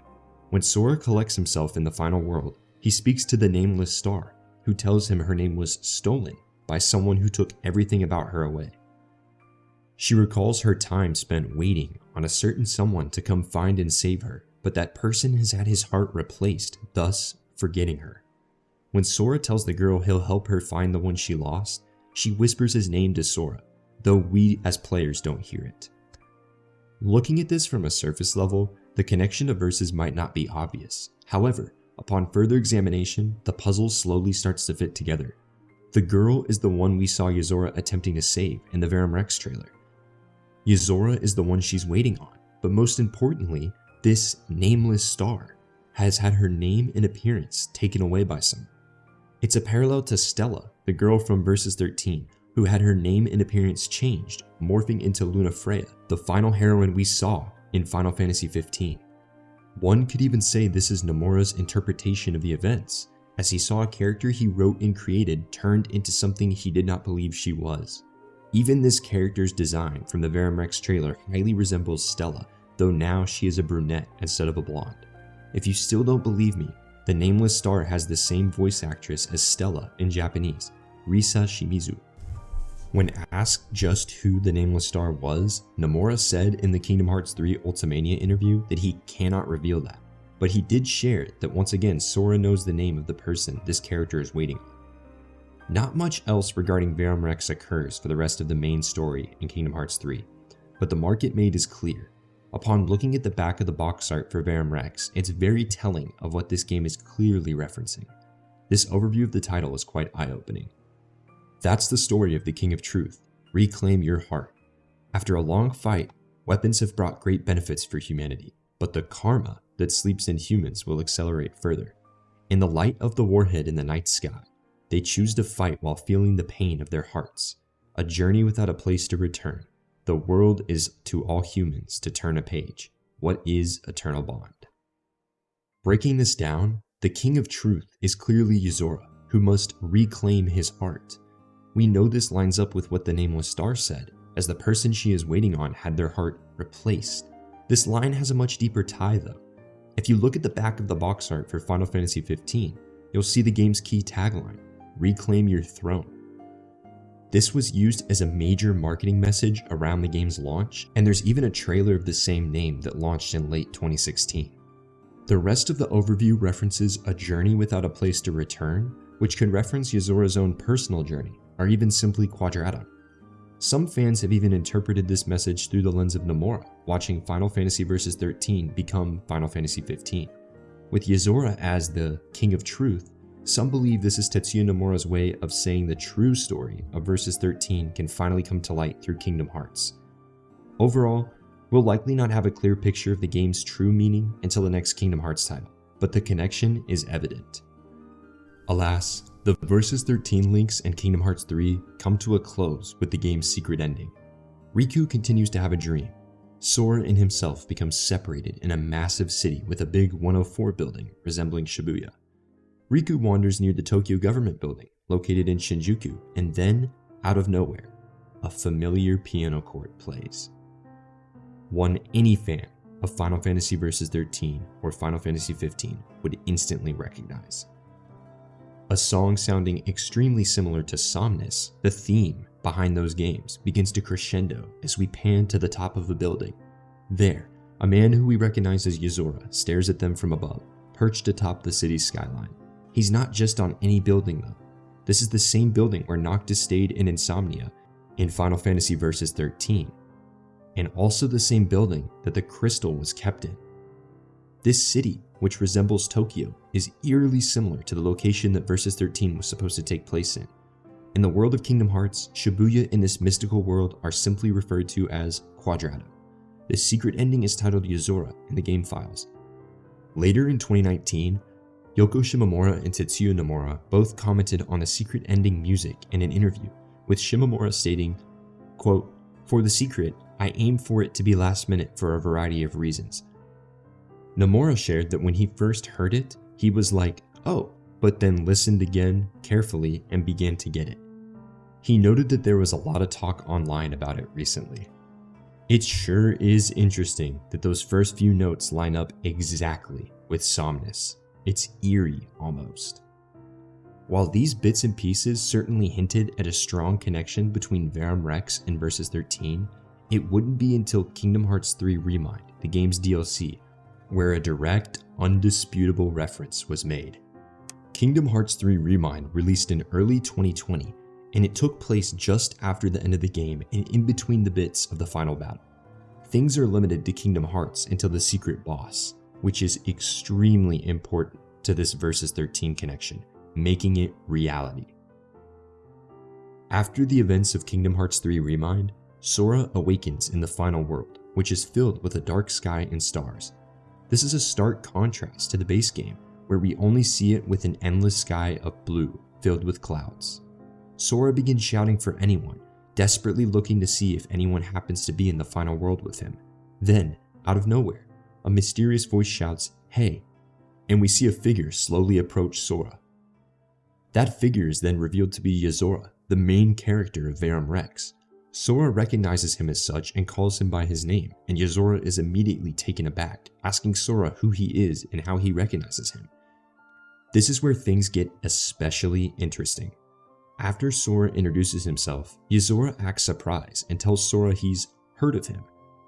Since Sora understands that Yozora is a video game character, he makes a remark that this can't be the real world since Yozora is here, but recalls a conversation with that girl who told him about Yozora. Of course, that girl, also known as the Nameless Star, is none other than Stella, or the girl we saw in the Verum Rex trailer. It's here where the pieces start to align. Yozora remarks that this isn't the real world, but he is here, then stating that this isn't what he really looks like, questioning how Sora was able to recognize him as Yozora, in addition to asking why he is using Sora's name. After Sora is unable to answer, Yozora states that his path is clear and points his weapon at Sora. The world around the two begins to transform as the final world configures itself to resemble Shibuya, which is really Quadratum in Kingdom Hearts. As the fight continues, Yozora tells Sora that he accidentally wandered into this place and went through some trials. Then, he was told to save Sora. From here, one of the greatest boss fights ever created begins. I can sing my praises of this unbelievable fight any day of the week, but I'll save those thoughts for another video. Upon completion of the fight, one of two endings will play. We'll start with the ending assuming you beat Yozora in battle. Here, Yozora states that his powers aren't needed yet, offering a simple "never mind" and a smile to Sora when he questions what Yozora meant. Yozora's body now begins to turn into light particles and fades away into the sky. Immediately after, the world around Sora returns to the final world as we know it, with endless blue skies. The screen fades to black, and we see Yozora awaken in the back of a car with a direct shot-for-shot recreation of one of the Final Fantasy Versus 13 trailers.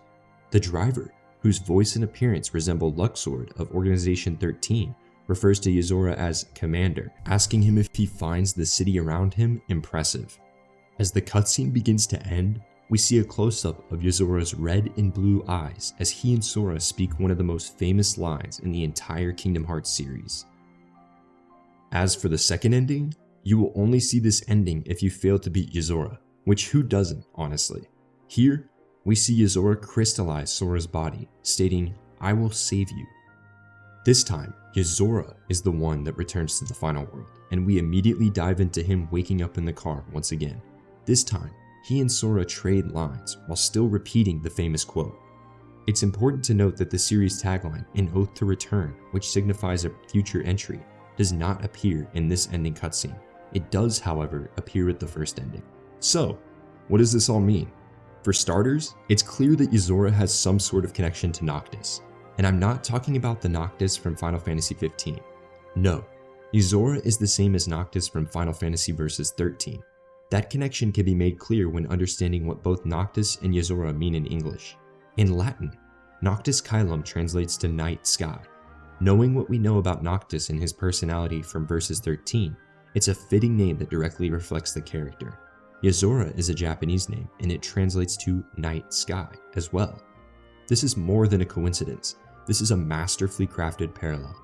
Yozora's game, Verum Rex, also translates to True King in Latin. I seem to recall another character who was the true heir or king of their kingdom. Noctis and Yozora are the same person, or at least directly correlated. That much is clear. There's also the fact that Yozora was shocked that Sora recognized him. Just what does Yozora look like? Could he perhaps be a nobody?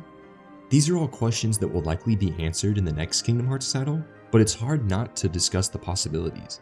If Yozora himself is not a complete being, or true form, Nomura might not name his complete form Noctis, but he is Noctis in everything but name. Even taking a look at Yozora's design, the hints are all there. Yozora has heterochromia, a condition resulting in eyes of two different colors. One is red, with the other blue. This could be a reference to Noctis' eyes in Versus 13, which changed colors from blue to red when he unleashed his powers. We know this through interviews and various Versus 13 trailers that released over the course of time. Of course, this could also just be Nomura designing a character to look cool as possible. It's totally realistic. But it's hard to believe that this is just a cool design when thinking about the other connections to Versus present in Kingdom Hearts 3. For instance, Stella likely being the nameless star, the thematic ties to the game, and even the Verum Rex overview. Of course, the biggest and most obvious connection is Yozora in the car. As the scene opens up with him waking up in the back seat, we pan over to the driver's seat. The driver, voiced by Luxord's voice actor, asks Yozora, "Impressive, is it not?" Which opens up a whole new question regarding who Luxord actually is. We know that Lushu questioned Luxord's motives, and he is the only Organization 13 member besides Demyx that we have not found out who he originally was. But enough about Kingdom Hearts lore. This cutscene is a shot-for-shot, angle-for-angle, still-for-still recreation of the Final Fantasy Versus 13 trailer. This isn't an exaggeration at all. Just take a look at the two sequences compared. Commander!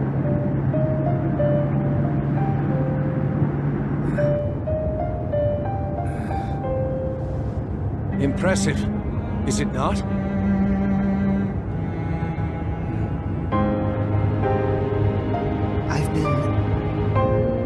I've been having these weird thoughts lately. Even the second ending, one considered the bad ending by fans, has potential ties to Fabula Nova Crystalis in Versus 13. This involves the idea of Lassi and Falsi. Lassi are beings that are bestowed a focus by Falsi. This focus can be many things, as it's up to the Falsi. In exchange for being chosen, Lassi receives special powers. In Fabula Nova Crystalis, a Lassi can lose all of their own will and walk the world as a zombified Seath if they don't complete their focus in time. However, if a Lassi fulfills their focus, they get put into crystal stasis, gaining eternal life in a crystalline forever sleep. In the case of this Remind ending, Yozora would be a Falsi who granted Sora special powers by crystallizing him, hence saving him. In short, Kingdom Hearts 3 Remind made the connection and nods to Versus 13 unquestionable. To this day, it's still remarkable looking back at that shot-for-shot recreation of Noctis in the car. Everything down to the angles, to the characters, and even the look of the city has been recreated. Beyond Kingdom Hearts 3, more hints toward a nameless character from Versus 13 were revealed with the next Kingdom Hearts title. A year later, even more ties were revealed with the release of Kingdom Hearts Melody of Memory, essentially a Kingdom Hearts themed Theatrhythm game. Melody of Memory included some crucial scenes related to Quadratum at the end of the game. In a clash with an illusion of Xehanort, the longtime villain mentions, quote, "a world neither of light or darkness on the other side." Ansem the Wise interprets this as a world beyond comprehension, essentially a fictional world beyond reality. Afterward, Riku and Kairi meet the Nameless Star in the final world, where Riku describes the dream he's seen in the Kingdom Hearts 3 secret ending. This girl instantly recognizes the city as Quadratum, then allowing Riku to head over to the massive city and search for Sora.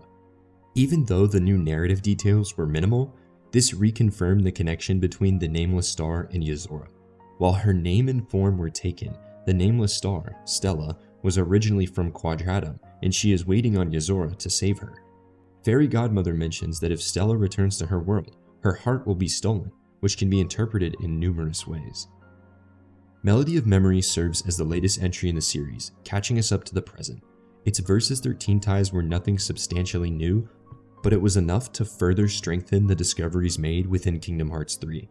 As we're now caught up, it's time to dive into what will likely be the answer to all of our questions.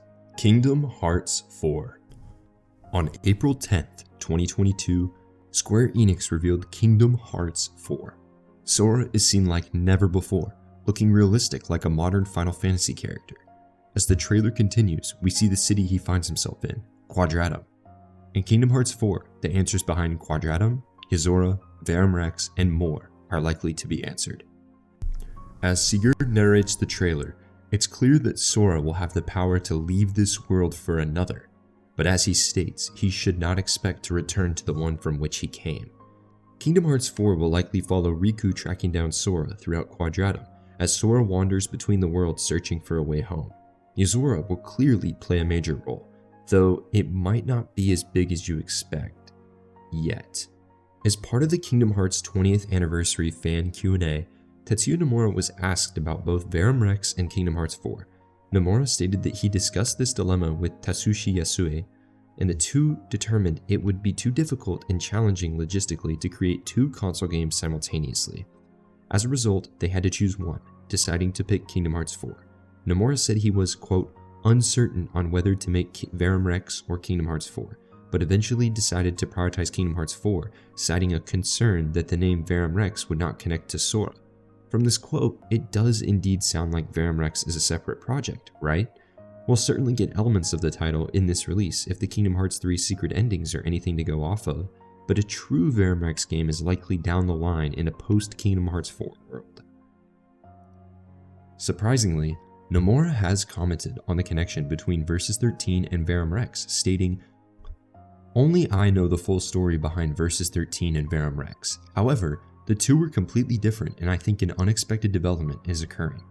While this response is not surprising, it is sort of shocking that Nomura commented on a title that has been essentially taboo after Final Fantasy XV became a thing. While Verum Rex is not and never will be Versus 13, it's abundantly clear that this direction Kingdom Hearts is headed in was directly inspired by Versus 13 with theme, design, and appearance. The truth will slowly begin to be uncovered throughout Kingdom Hearts 4 and beyond, especially since Quadratum will serve as Kingdom Hearts 4's hub world or base of operations, so we'll be there quite often and hopefully learn quite a bit about the area. As of now, we still know very little about Kingdom Hearts 4, with little to no updates in the 2 years since its reveal. Initial development likely began in 2020 according to some reports, with planning occurring even as early as 2019. From what we know, the development team switched over to Unreal Engine 5 from Unreal Engine 4 in 2022, but that shift was not expected to cause significant delays. Many expect news regarding Kingdom Hearts 4 to show up in 2025 at the very latest, potentially even sometime in 2024. Regardless of what Kingdom Hearts 4 and Verum Rex end up becoming, one thing is for certain: the legacy of Final Fantasy Versus 13 lives on stronger than ever. When games get cancelled, it's extremely rare that the message, theming, and story ever makes it out alive. Over the years, we've only seen a few instances of this. I think of major movements like Tetsuya Takahashi in his 2-decade-long journey to tell a complete story with the Xeno series, Star Fox 2 launching with the SNES Classic after so many years of being lost media, and now even Nomura's attempt to rectify the loss of Versus 13 through Kingdom Hearts and Verum Rex. He's determined to create and deliver the story he's longed to tell for almost 2 decades at this point. Looking back at when Nomura and Kitase exited the project in 2012, it's very clear that the two were moving to the planning phase of the Final Fantasy VII Remake project. In an interview with Game Informer earlier this year, Nomura shared that, quote, within Square Enix, gradually, remakes were being made, and these ideas for remakes were coming up in other departments. If we weren't going to do Final Fantasy VII, others were going to do it, so we had to rise up and do it. We had the sense that we had to guard Final Fantasy VII and had to take this on, or someone else will do it. I thought it may be a bit troublesome as other teams without us took on the project. This quote lines up with the two's departure in 2012 to 2013, even though it wasn't announced until years later. Around that time period, Square Enix was working on HD titles like Type 0 HD, Dragon Quest Monsters, Terry's Wonderland 3D, and even Final Fantasy X-10-2 HD Remaster. Without the events of Versus 13, there's a timeline where we never got the Final Fantasy VII Remake project as it is today. Nomura might not have had the time if he ended up proceeding with the 3-game trilogy, and maybe we only ever got a decent remake of FF7. Instead, we've gotten 2 of the arguably greatest JRPGs ever created, with 1 more on the way. While the remake project might not be what fans of Versus envisioned for Nomura, he has at least been able to finally direct a trilogy as he desired all those years ago. And it's funny, as Rebirth has honestly incorporated many of the elements Nomura envisioned for Versus 13 back in the day. He stated years ago he wanted a massive world map where you could go anywhere, and it took a while, but Rebirth has finally realized that vision. Often, Nomura shoulders blame by some fans for things he played no part in, with him as recently as this year citing the quote Nomuraism comments. He shared with Outlet Automaton, quote, "Overall, I think that Tetsuya Nomuraism is something that the players have established regardless of whether I was involved in that aspect or not. Sometimes players who are thinking something I had absolutely nothing to do with go, quote, this feels so Nomura, and I'm thinking that wasn't me." While ambition of Versus 13 certainly didn't help the situation at hand, he is not the reason the project was cancelled. Square Enix wanted Kingdom Hearts 3 and the Final Fantasy VII Remake project done as soon as possible, and neither were possible without Tetsuya Nomura. With Versus 13 still only likely 15 to 20% done according to Tabata at this point, it's understandable why the company prioritized other projects which offered more revenue promise. But again, this doesn't make the development of Versus 13 Nomura's fault. His team constantly ended up assisting with the development of other titles, further delaying the game after so many issues popped up with White Engine and Crystal tools. This occurred with Final Fantasy XIII and reportedly even Final Fantasy XIV, leaving Nomura with barely any team members who were 100% focused on his project, Final Fantasy Versus 13. Looking forward a few years, the company had no questions when Tabata and his team asked for more support, but they were so quick to take away Nomura's staff without question. In the end, it feels like Square didn't value Versus on the same plane of importance as these other projects within the era.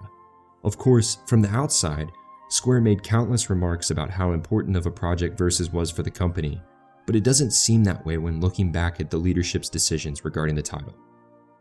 One of the most underlooked pieces of the development troubles during this era was Square Enix's usage of proprietary engines. These had lingering effects on Final Fantasy XIII, XIV, and of course, XV.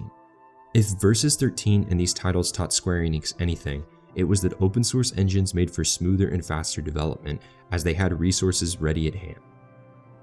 We saw an immediate shift when Kingdom Hearts 3 switched over to Unreal, and most of the company's games now either run on Unreal Engine 4/5 or Unity.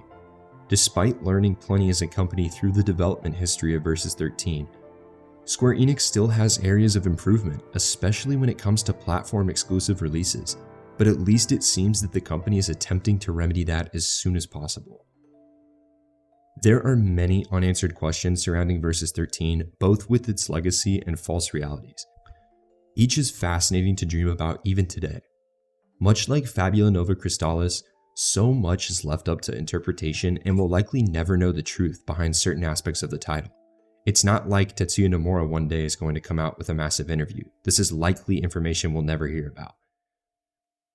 Final Fantasy Versus 13 will never release, and it's truly a shame. But one thing's for sure, the legacy of Versus 13 will live on forever. And in the end, this is just a fantasy based on reality.